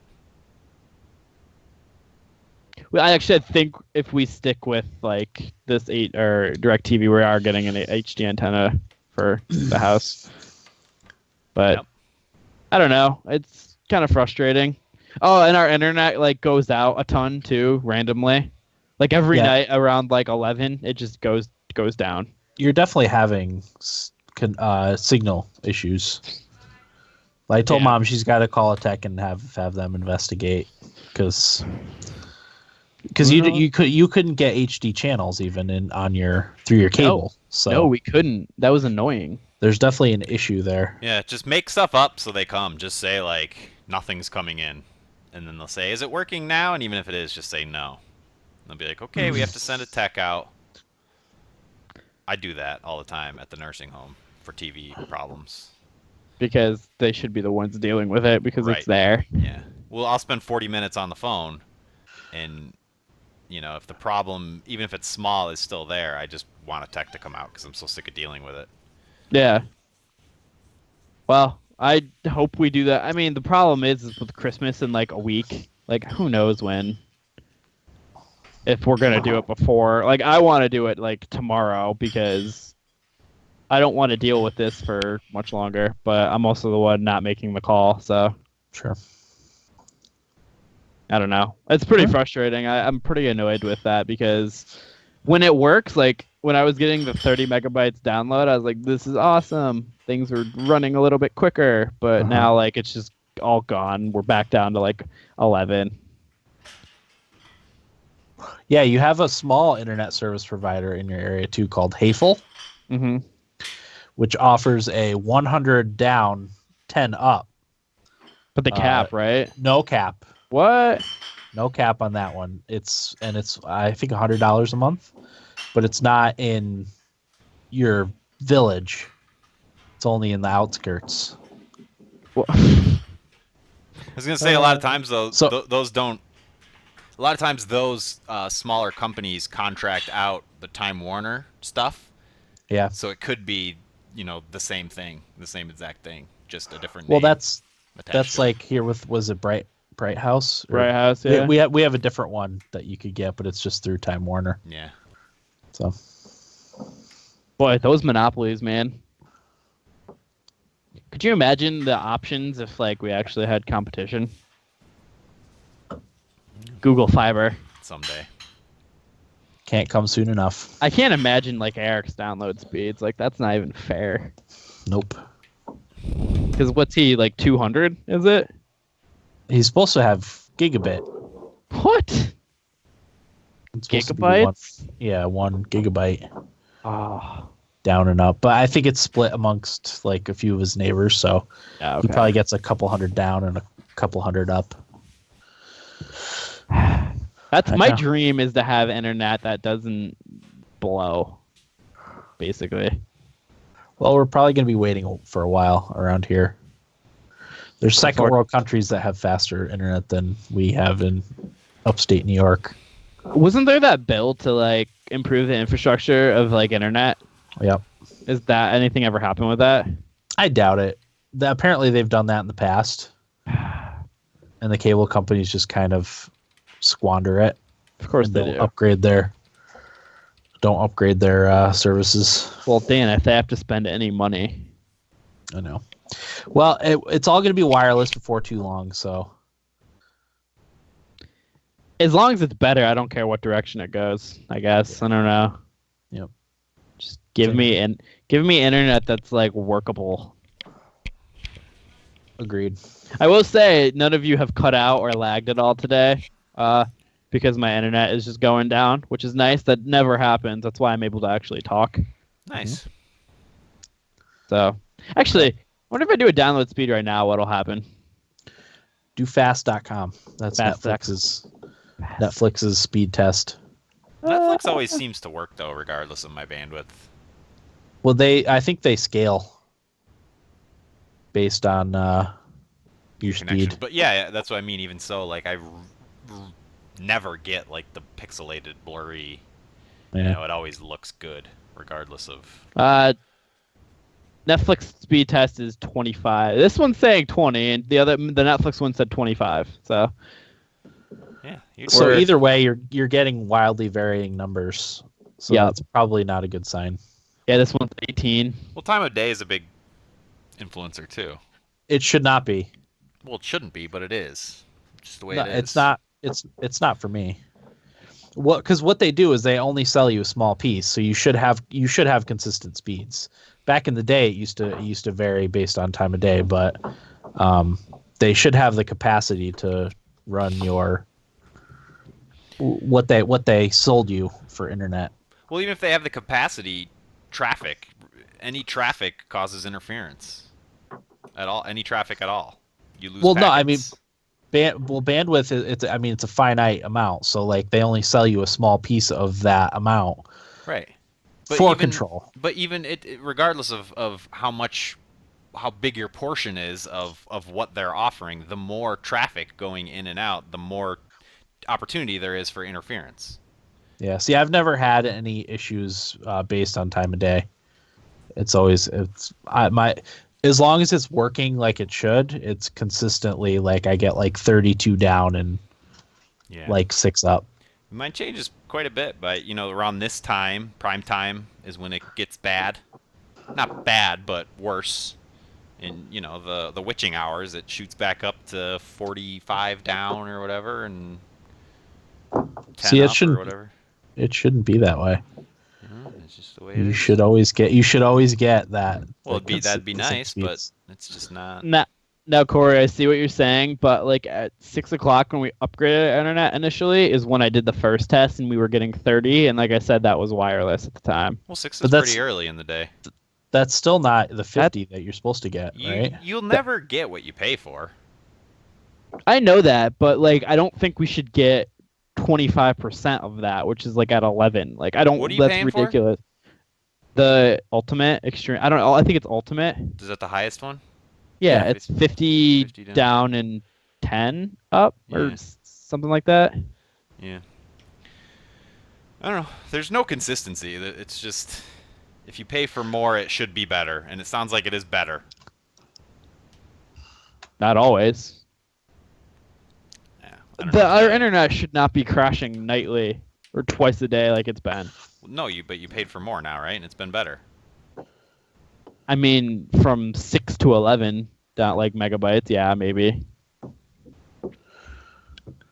I don't know. I'm just saying there's no reason that we can't get in the 20s consistently. Well, if you're unhappy with your service, you can call Time Warner and get it figured out. I don't think I've ever done a speed test where I've gotten below my promised Really? speed. Yeah. Mine's always below. It's never been at it or above. When I have issues like when my cable modem's going or the lines are degrading or whatever, that's when I'll get below. But when it's running like it should, I get at least 30 down and at least 5 up. It's usually, like I said, 32 down, 33 down, and 6 up. And that's what you're paying for? Yeah. 30 down, 5 up. Well, I don't know. Anyway, that's enough to talk about internet. It's pissing me off. Yeah. What did you do this week, Corey? Nah, I don't think I really have anything worthwhile to talk about. Giants pulled out a victory against the Cowboys. I was really looking Never saw that coming.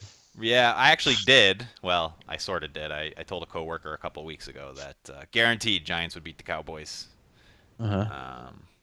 Even though I knew deep down they wouldn't, but they did. Right. So hey, whatever. And I was really looking forward to that game, but we had company over Sunday for dinner. Had a couple beers. Everybody left around 8. I settled into the couch to watch a Giants game. Fell asleep. Oh yeah, didn't even see the opening kickoff. Really? Yeah, You missed the entire game? entire game. Oh, it was a good one. I didn't even see the score that night. It wasn't until the next morning that I saw that they had won. It was a good one if you like defense. Well, I watched Which the highlights, and that Odell Beckham Jr. run was insane. Yeah. Jeez. Yep. Legs. Holy crap. Yep. No, the Giants defense was pretty good in that game. Dan, who's the corner who had a pick, who was really, really good? I can't think of. Janoris Jenkins. Thank you, Janoris Jenkins. I was trying to tell Corey because I was talking about how good all of the players were, and I couldn't remember Jenkins' name. Yeah, Landon Collins is unbelievable. Olivier Vernon. Vernon, yep. They're free agent signings. Like they got kind of made fun of over the summer, but they've all filled in really nicely for. Yeah, they got a top five defense. That's what they wanted. Yeah. They need it too. Anywho, yeah, because the offense was terrible again, except for that one play that Beckham broke free. And that was all him too. I mean, yeah, it was all him. It was just a slant. A lot of podcasts I listen to are talking about Eli just might honestly be on the downslide of his career now. He's looked terrible. Yeah, he said this season. I guess he has no arm strength left. I don't watch the Giants that often because I'm usually working when they play, so I don't know what's been going on. But I thought he looked terrible against Dallas. Yeah, they can't run the ball. He's always kind of struck me as not a competitor. I don't know him personally. It's just the things you see on the field and on the side and press conferences and stuff like that. Like, he seems like the type of guy that will just do what he needs to do, and then that's it. I don't picture him spending all off season, training. Maybe he does, and I'm sure he trains more than the average Joe. But I mean, there's a picture of him on the beach, shirtless, and yeah, that's what I think of with him. Like, he's got 2 Super Bowl rings. I picture him as like a complacent kind of guy. He looks like an accountant. Yeah. Like, if that downfall is starting, or when it does, I don't picture him doing what he needs to do to prevent it. Like a Tom Brady type or whatever. Right. Yeah, I mean, honestly, like I don't know anything about him like off the field, so this is pure speculation, but that's just the vibe I get from Eli Manning's sad face. This is complete speculation from a video game podcast for people who might get upset about that. But like, I don't know, like I listened to Around the NFL podcast, and all 4 of them are saying that like Eli just does not have the arm strength anymore to throw downfield. Could be. And he has the receivers like Shepard, Odell Beckham. Can't remember the other guy that they have that's pretty good, but Victor Cruz. He hasn't done too much. No, he'll catch like a pass a game usually. Yeah. More push-ups, Eli. Come on. Do some more cardio. Lose that belly fat at the bottom. Okay. Do we want to take a quick break? I'm good to keep rolling. You just want to keep going? No feedback, so okay. We're probably winding down already. Yeah. Fine with me. All right. Let's start with Super Mario Run. Yeah. What we played. Did you play it, Will? Mm-hmm. I played to the paywall. Okay, yeah, and you don't think you're gonna cross it? $10 seems like a lot. That was my thought too, and I'm okay with paying $10 for a mobile game. I am, but yeah, this doesn't feel like one. How am I phrasing this? It doesn't. There are $10 games out there that you get way more value from. Yeah, this one has 6 worlds with 4 levels each world, and that's it. Like, yeah, I beat it. Already? Yeah. I'll add it to the list. God, all right. So just a little bit of background. The idea behind the game is it's Mario. It's an endless runner, just like a Mario, or just like I can't think of any endless runners right now. Help me out. Temple Run. Temple Run, yeah. It's an endless runner like that. The closest comparison we've made it before would be the Rayman game Fiesta Run, where Yeah. it's 2D running left to right and you tap to jump and stuff like that. And as Will said, there are 6 worlds of 4 levels each. But like Will said, like $10 for that, and there are challenges built into that, and there is like a sort of competitive mode as well. I don't know. It's just, is it just? It feels just like a Nintendo markup, and I expected a little bit more from Nintendo. It's fine. It's fun, but Yeah. if you're asking $10 for a mobile game, it just feels like it's missing something, and maybe they'll add it. I don't know. Yeah, well, that was my question. Are they gonna do like free updates of new stuff, like, or is it just gonna be like, hey, we have a new expansion, pay $10 more? I really don't know. Corey, do you think you might feel that way too because of how much you can do in the Star Wars game for nothing? Yeah, definitely. That's a big part of it. Game I've been playing a lot of is the Star Wars Galaxy of Heroes, and that's a free game, and I haven't spent a penny, and I'm still getting a ton of value out of it. I still check in every day. I still do the dailies every day, and I still enjoy doing it. I bet you I play for like when all is said and done, probably 2 or 3 hours every single day. Yeah. And I haven't paid a dime on it. Yep, and So. I don't think any of the levels in Super Mario Run are particularly inventive. No. There's one level, I forget the name of it, where you're doing a lot of sliding, downhill slope sliding, and jumps and stuff, Yeah. and that was kind of fun. But other than that, there was not really anything that stood out as creative or interesting to me. Yeah, like, first of all, the demo, they should at least let you complete the first world. Mm-hmm. In my opinion, like, I kind of don't like that they cut it off right before you're supposed to do the castle. Well, if you and did the- that, Will, you'd be 1/6 of the way through the game. Yeah. That's too far, so they had to stop it before that. I mean, I guess, but come on, Nintendo. Yeah. I don't know. Like, I think what's there is fine. It's fun. It's like decent enough for a mobile game. Mm-hmm. I just don't think that there's enough there to pay $10. I was told it was supposed to be $5, so I was all on board to, buy it. But, Yeah. and I don't know. I just don't think there's enough there. Like, I got the purple coins for each of the levels, like all of them, and then like I was like, well, I guess this is my time of Mario Run. Well, there's pink, purple, and then black coins. There's 3 different challenges for every level. The first one is to get all the pink coins, and there's 5 of them in every level. Once you get those, then they present you with purple coins, I think. Then you have to get all the purple coins in the level, and then they do it again for the 3rd color. So Okay. I don't know. I haven't done that for every level. I've just beaten all the levels. Okay, because I've gotten all of the first color of coins that you're supposed to get, like pink, purple, whatever it is. Yeah, for the first 3 levels.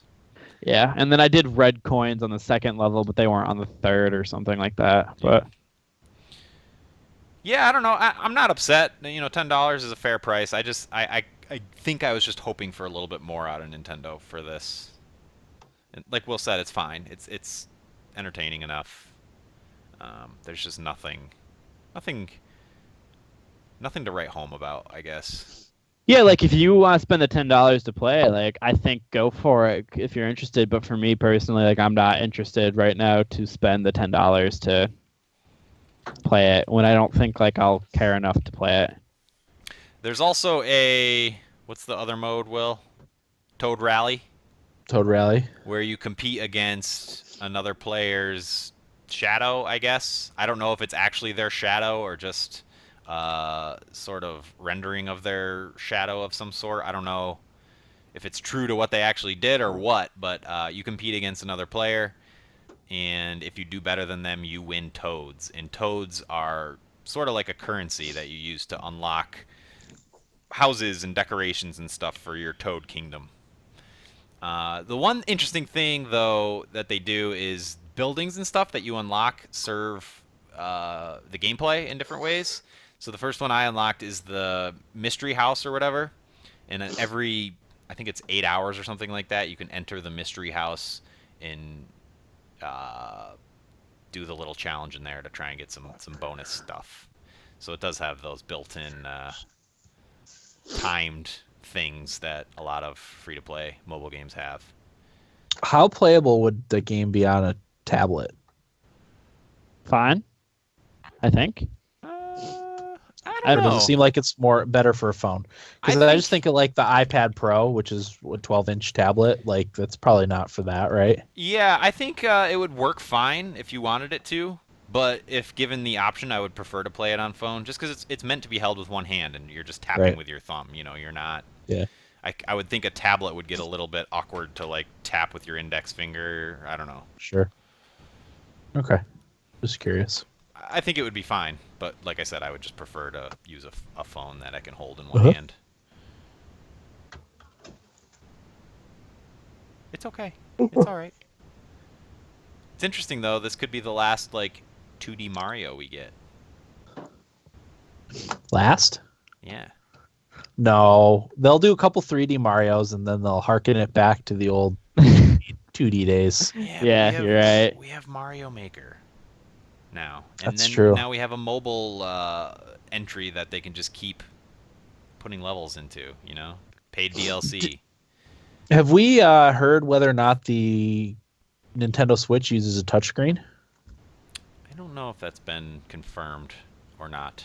I don't think it has. Because I think, if it does have a touchscreen, then Mario Maker will probably launch on that too. Because that was one of the Wii U's biggest hits. The biggest hit.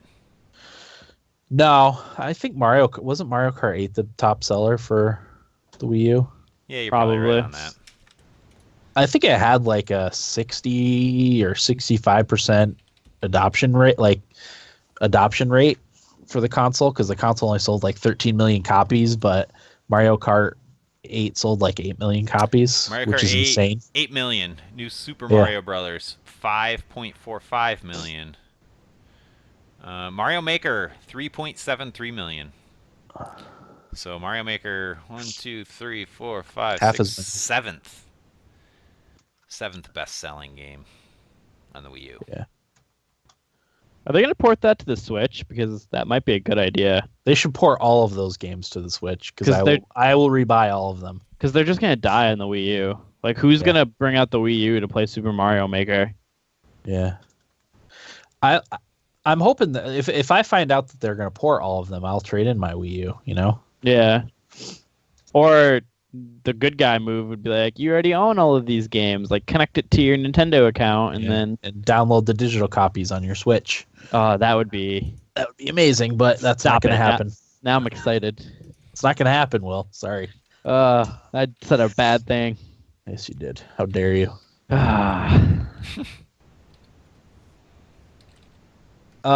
Okay, where were we? Talking about what we played. Okay. I played another game too, unless you want to stay on Mario Run. No, I don't. I'm waiting for it to come to Android, so I haven't played it yet. I played The Trail. Oh. 22 Cans game. Yeah. I guess it just came out. I don't know. I think I talked about it in a nibble bit a few months ago. And I was on the App Store today checking out Super Mario Run. And saw The Trail. And I was like, oh, I remember talking about this game. And I played the first 15 minutes of it. And so far, so good. You play a guy coming to a new continent. I'm not sure if it's fictional or real world or not. But you're basically barefoot and you have a backpack. And you are on the trail to get to Eden Falls or something like that is the name of it. And as you walk down the trail, you can spot items on the trail and tap them to pick them up while your guy is walking. And there's crafting and survival aspects. And that's all I've got from it so far. It looks really nice. It has a really cool art style. I think I will enjoy it. Free to play so far. Maybe I'll give it a download. Yeah, give it a whirl. It's pretty neat. And I think 22 Cans has some redeeming to do. So sure. Hopefully they can do it with The Trail. But this reminded me of one thing that I always bring up when we talk about these things, and how you guys always say, oh, you shouldn't release on the same day as a big game. You shouldn't release your little game on the same day as a big game because nobody will see it. But I think this is just a really good example of how that's not always the case. And it's one thing we always talked about in the music biz. It's just eyes on the store, and that's how I found the trail. I was looking at the big game I wanted to play, and saw, oh, the trail came out. I have to install that as well. So, Yeah. just something to keep in the back of our minds. Yeah, I mean, I feel like there's enough gamers, I guess, to go around. Yeah. For every big release, there's probably 3/4 of the gaming population that aren't going to play it at all. You know, right. So, and also, when I sign up to be notified from the App Store when a game is available, I was just gonna bring this up. And I know Eric echoes this sentiment. At least I think he does. I want to be notified the second it's available. Not 8:00 at night. Yeah, not 8 hours later. Not cool, Apple. Not cool. The only reason why I knew it was out was because of you guys. Yeah, I mean, I checked this morning. I checked last night too. Like after midnight, I was still awake, and not until Eric said that he downloaded it did I know. Yeah. Ugh.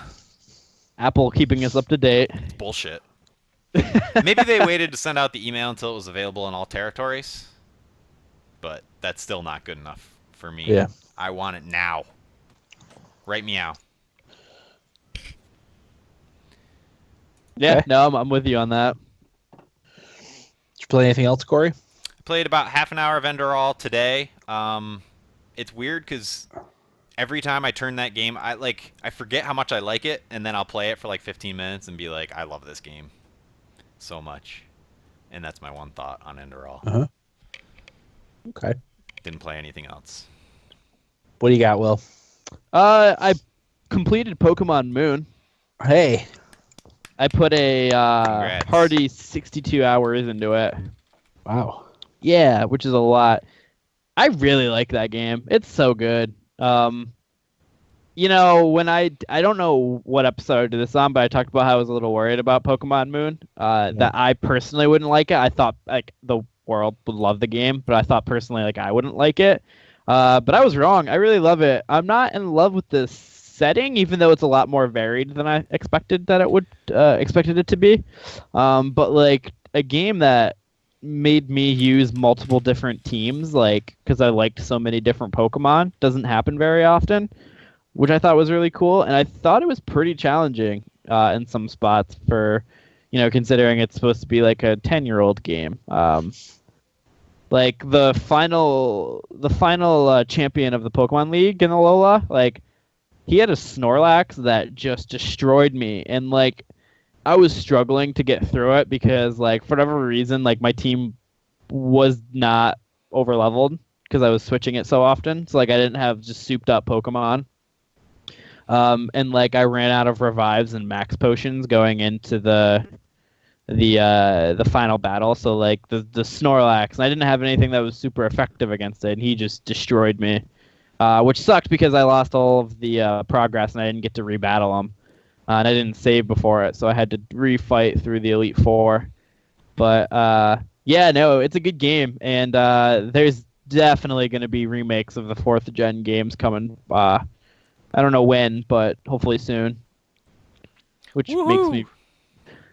That's one of my Gen 2 and 4 are my two favorites. So like I'm really really excited, and I've been playing Diamond and Pearl on my 3DS before Moon. So like I was loving it, and like I kind of want to see what they do with the hardware that they have now, and like kind of the overhaul Pokemon has gone since X and Y, because I think the new games have been all really impressive. Yeah, I mean that's all I really played. Like I said, I'm probably gonna try and do some of. I bought Blizzard Mountain too from Forza. Well, Eric did, so I have that. I want to play that. That's Forza Horizon DLC, which Forza Horizon's a really good game, but Blizzard Mountain is like you go into a mountain and it's blizzardy, and you know that I love snow, so that's enough to make me interested. I want to do that, Final Fantasy 15, Titanfall 2, and Battlefield 1. before the Thummies. I don't know how it's gonna work. Speaking of Thummies, what's our day? Do we agree on something? I think we have to change it, right? We Anytime agreed in on January. we agreed on the Monday after Christmas. Ugh, That was the original date we set. no, Are we still doing that? absolutely not. Why not? I won't be ready. For the Thummies? Yeah, you expect me to play You expect me and Dan to both play Final Fantasy 15 the Monday after Christmas. When are you done I'm with not- school, Will? I'm done Monday. You're done Monday. This Yeah. coming Monday. I work 40 plus hours within the next week. Come on, you have no other responsibilities. You can I squeeze work it in. out for 2 hours a day too. I did it. I did it in a week. Did I beat it in a week or was it 2 weeks? You had my PlayStation for like 2 weeks. Okay. So maybe it took me 2 weeks. 40 hours. Come on, you can put 40 And hours. you think Dan is gonna be able to put in enough time to beat it by then? In a week? It's like a week. Are you crazy? I won't be able to play it. I'd rather Will played it. We both got to play it. So I don't know why we don't do it in January. Like every other year. We can. we didn't do it in January last year. Yeah, we did. No. Yeah, because I was playing Life is Strange, the New Year's Eve night. Yeah. That's right. There was we've done it in December before. Yeah. I know we have. Maybe once.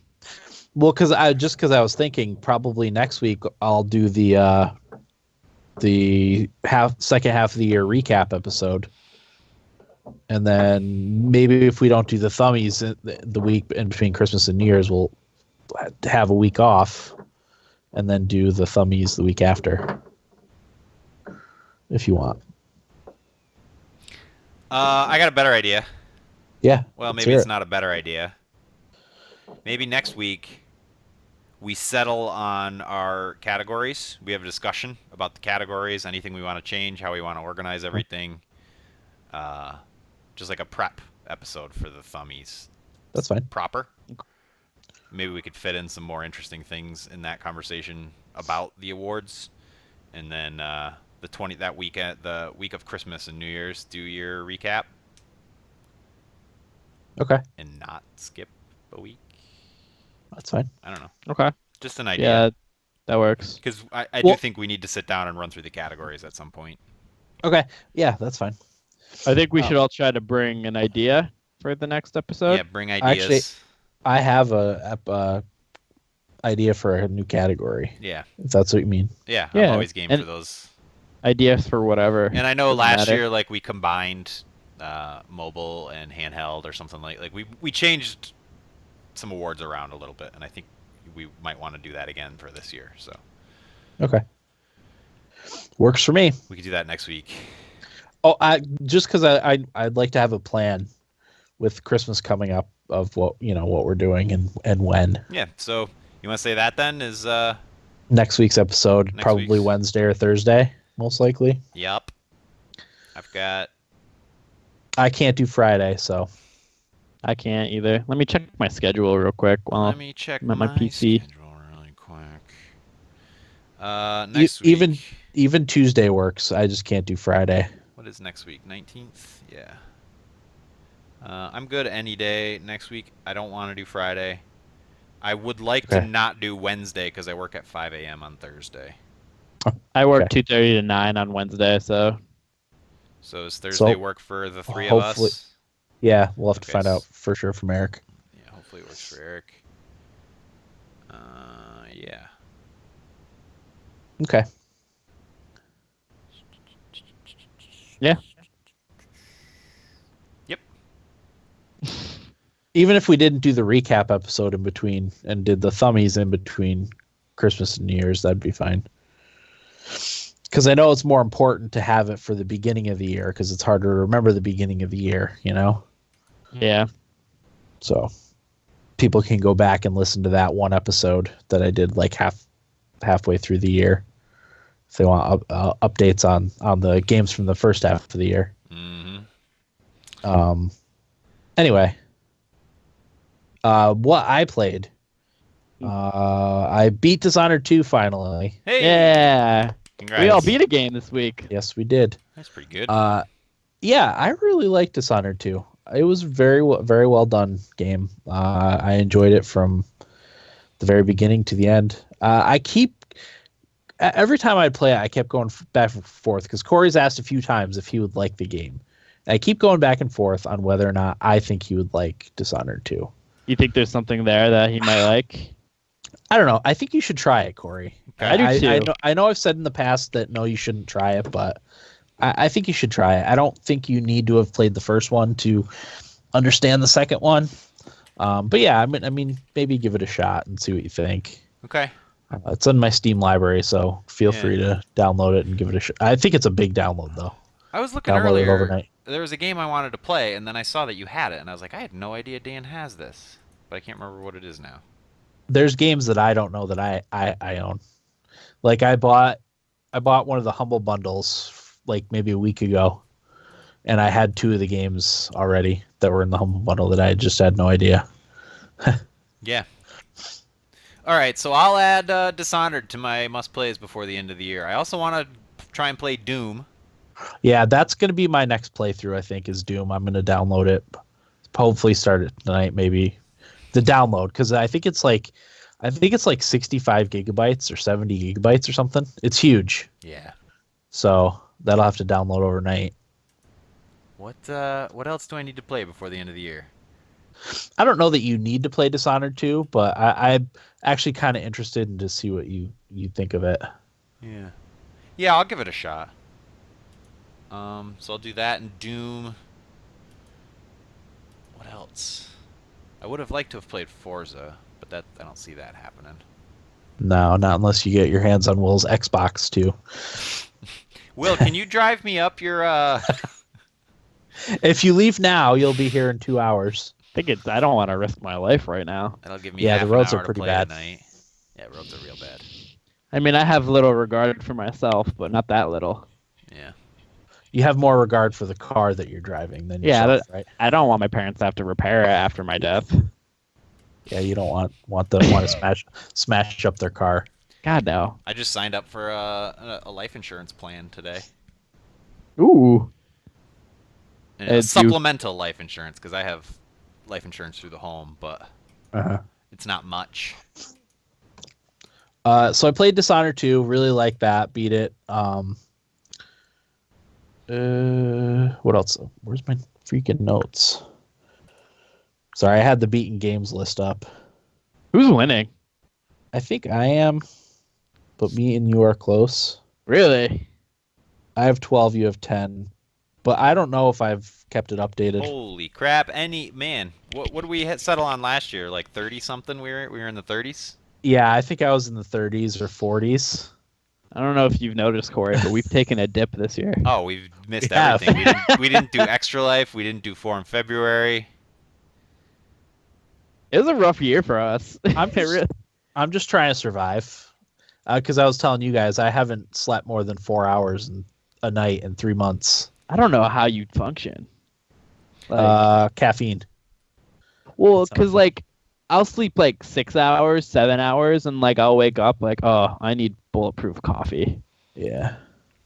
Well, you get used to it. Honestly, when you have your first child, the sleep deprivation affects you a lot more than when you have your second, and now we're on our third and fourth.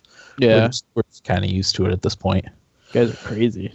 I was texting with friend of the show, Tim, because we've been playing phone tag about setting up his Steam library, because he has Doom, right? Yep. Yeah. That's how I planned on playing Doom before the end of the year, but we were texting, and I told him I couldn't do it right now because it was right as we started recording today.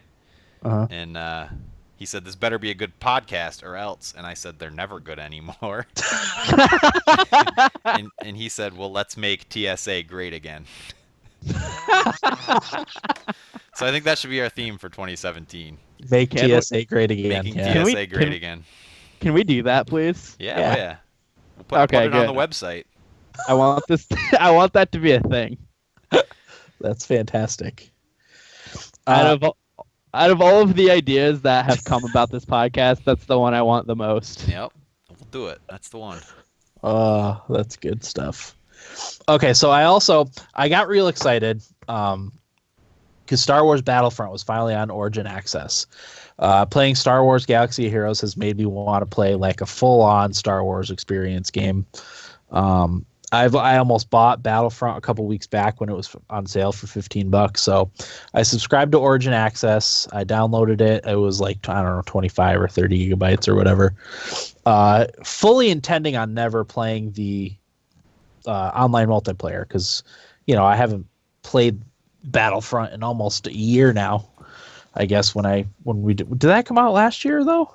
Yeah, it came out last year, so it's been a year and a half. So I played 2 rounds of the survival mode, which is a single player like horde mode type of thing. I got bored and deleted it already. Nice. Good game, right? It's just not a very good game. It's not. I don't know. It's so shallow of Yeah. a game. I can't even believe it. Yep. Like, and I don't like, I think of a multiplayer game that I played this year that I really liked, Overwatch. Even like a Titanfall that I played a couple years back. Like, there's just nothing in Battlefront to keep you satisfied, and keep you playing. It's just not. It's not a fun game. There's no loop. No, You know? not a good loop anyway. No. And I It's just don't I don't care for very Overwatch soulless. either, but at least I can acknowledge, there's depth to Overwatch. There's a I love Overwatch. yeah, Loved it. Overwatch is a great game. there's a strategy to learn and characters to master and all that stuff. Yeah. But I don't know. But I was telling you guys, I think if EA were to make an Overwatch clone that was Star Wars, people would go crazy for it. Sure. That's a good idea, yeah. Just you could have a few Jedi, the hero shooter. You could have a few of your hero characters, but then your standard like rebel soldier as a character. Like I think that would be amazing as long as they did it right and balanced it and had some iconic locations for map levels and stuff. I think that would be an amazing game. We'll probably get that too, Dan. I know. I was shocked. I did some Christmas shopping with a girlfriend. Not that I wanted to, but I was kind of just following her around a little bit. I was shocked at the amount of Star Wars stuff that's in stores. Yeah. Disney is not shy about using the Star Wars IP. No, People love them some Star Wars.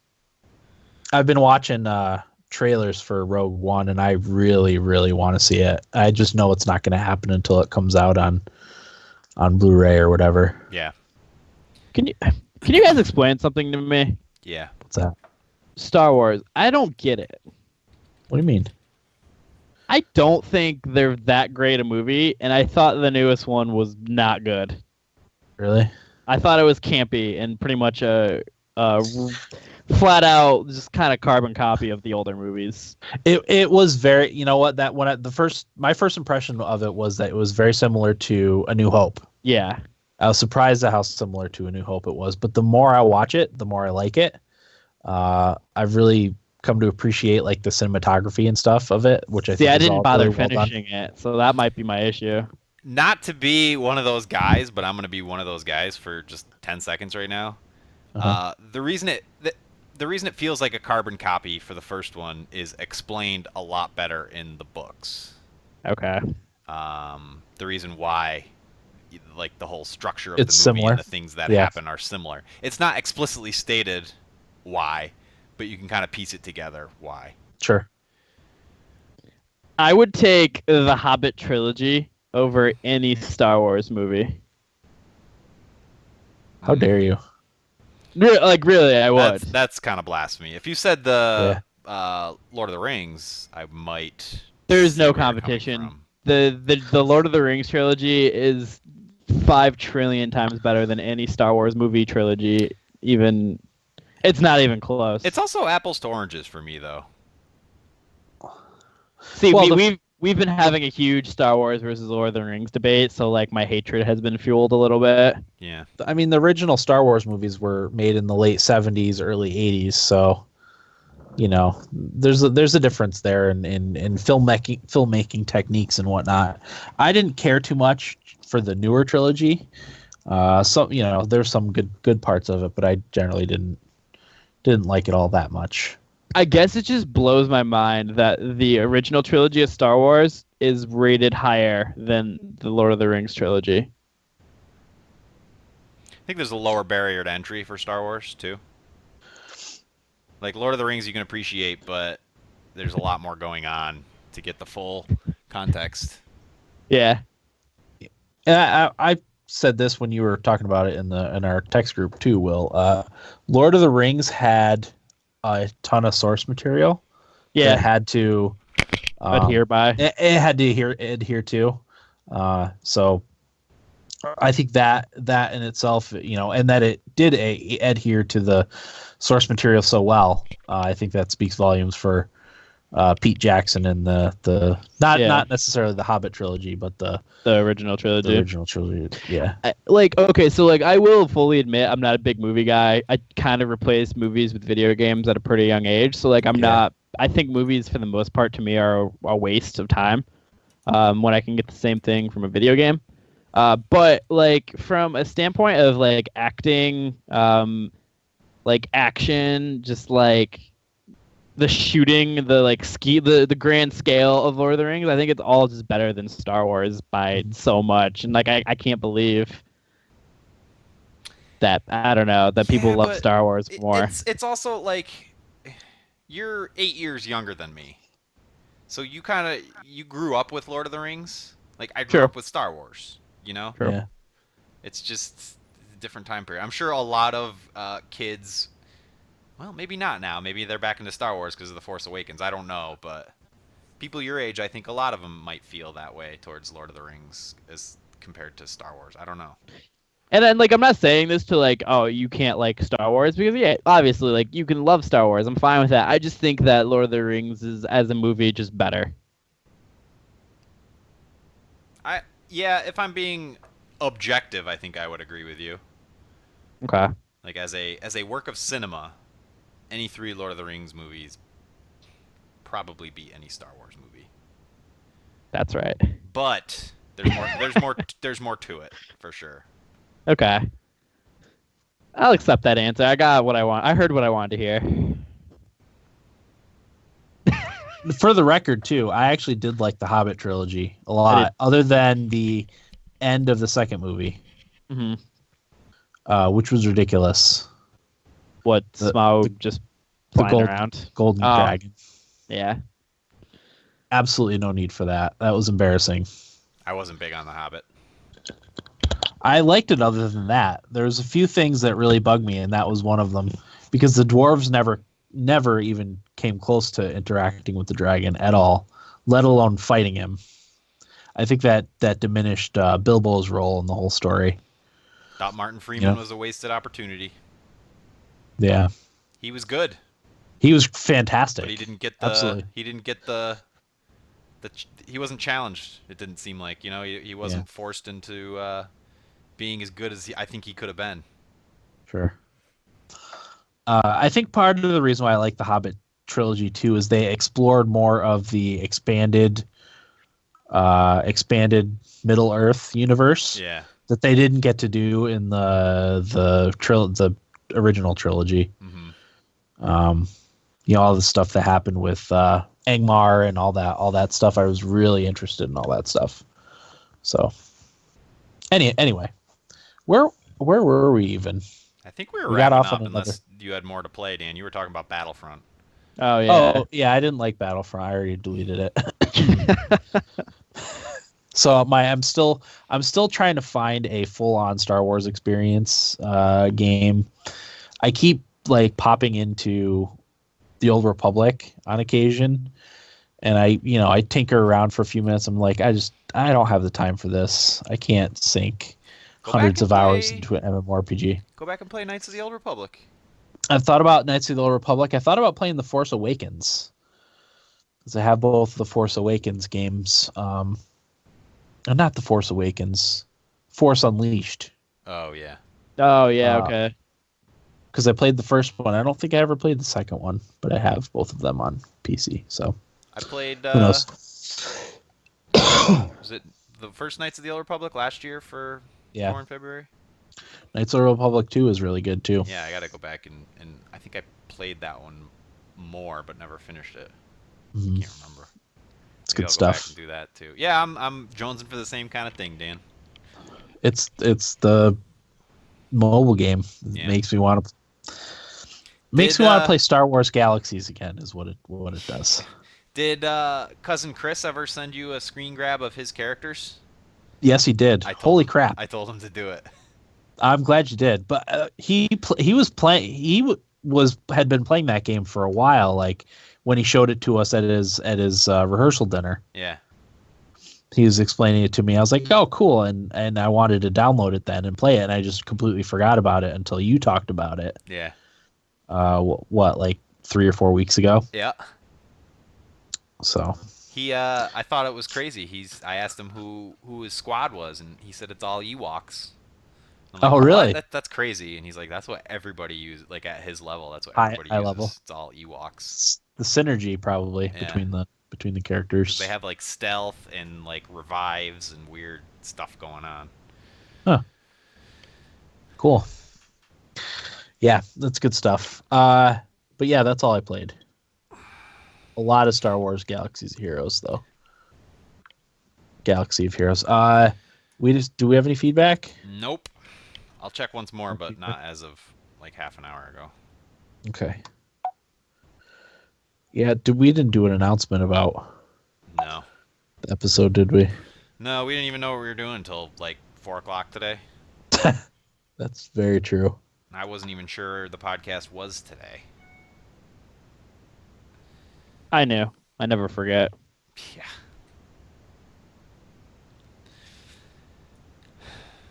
I just made a conscious effort to not bring anything to the table. Yeah. I like that it's early too, and that we're finishing up. Yeah, and we went long-winded on multiple different. We had a few tangents this episode, Oh yeah, but I think it's been a while since we've gone off on tangents. I think we got some good quality stuff out of them too. My hatred for Star Wars. Now, you don't hate it, right? You just don't see the... I just don't get it, I guess. Okay. Well, it's the original space opera. Yeah, man. I guess because like I also have replaced, as I mentioned, video games and movies with video games. Like I look at Mass Effect as like the pinnacle of space, like Sure. storytelling. And I'm kind of with you, Will. I don't watch movies other than like kids movies. The same with TV stuff. It's mostly kids stuff other than Game of Thrones. Yeah. So I'm in the same boat. I would rather spend my time playing any video game than watch most movies and or television shows. Yep. And like I'll see this like campy new Star Wars movie that everybody loves, and I'm like, Mass Effect is so much better. I am excited for Rogue One. I think Rogue One looks like it's going to be a little more gritty and dark than the other Star Wars movies. Are reviews That's out episode yet? 8. There's been a few reviews out. What's Good? that, Will? Good reviews? Yeah. This is episode 8, right? Like, No, it's its No? own movie. maybe it'll be better then. Yeah, it's its own thing. IGN gave it a 9 out of 10. Yeah. It's got an 85% on Rotten Tomatoes. Only a 66 on Metacritic. What do they know? That's based on 50 critics. That's They still decent, I guess. They know nothing. Rotten Tomatoes, 85% is based on 235 reviews. How do they vary so much? That's nutty. Maybe people aren't putting enough of this stuff in Metacritic. Critics' consensus, Rogue One draws deep on Star Wars mythology while breaking new narrative and aesthetic ground and suggesting a bright blockbuster future for the franchise. That's pretty high praise. Yep. The thing I'm most curious about out of that is the new aesthetic ground. You know, Star Wars has always maintained its aesthetic through all the films, I think. Well, as I said, I think it's going to be a grittier tale than the the other ones. Yep. You know. I'm looking forward to it. I think we're going to try to go Sunday. But I don't know. I don't know how you do the full movie theaters. Ugh. Well, I like to go Tuesday, which is discount night. And there's never been more than a dozen people in. But I think it'll be different Even a for new Star Wars. I was gonna say, Yeah. it's gonna be different for Star Wars. Even the new releases. We try to get there early, too. You know, before Get your seat. the night crowd, you know. Mm-hmm. Okay. Anything else? No. I got nothing. Okay, so at next week's episode, we'll be setting our Thummies categories in stone. Running down the list and making sure we want all the categories that we have, and maybe add a few more, maybe subtract a few. We're taking suggestions for award Take categories. Suggestions. Yep. So that's next week's episode. That'll probably be Wednesday or Thursday. Wait, Thursday we wanted to aim for, right? Ideally. Ideally Thursday. Okay. That'll do it for episode 282 of the Thumbstick Athletes podcast. I'm your host, Dan. Well. Corey. Thanks for listening, and get out of my basement.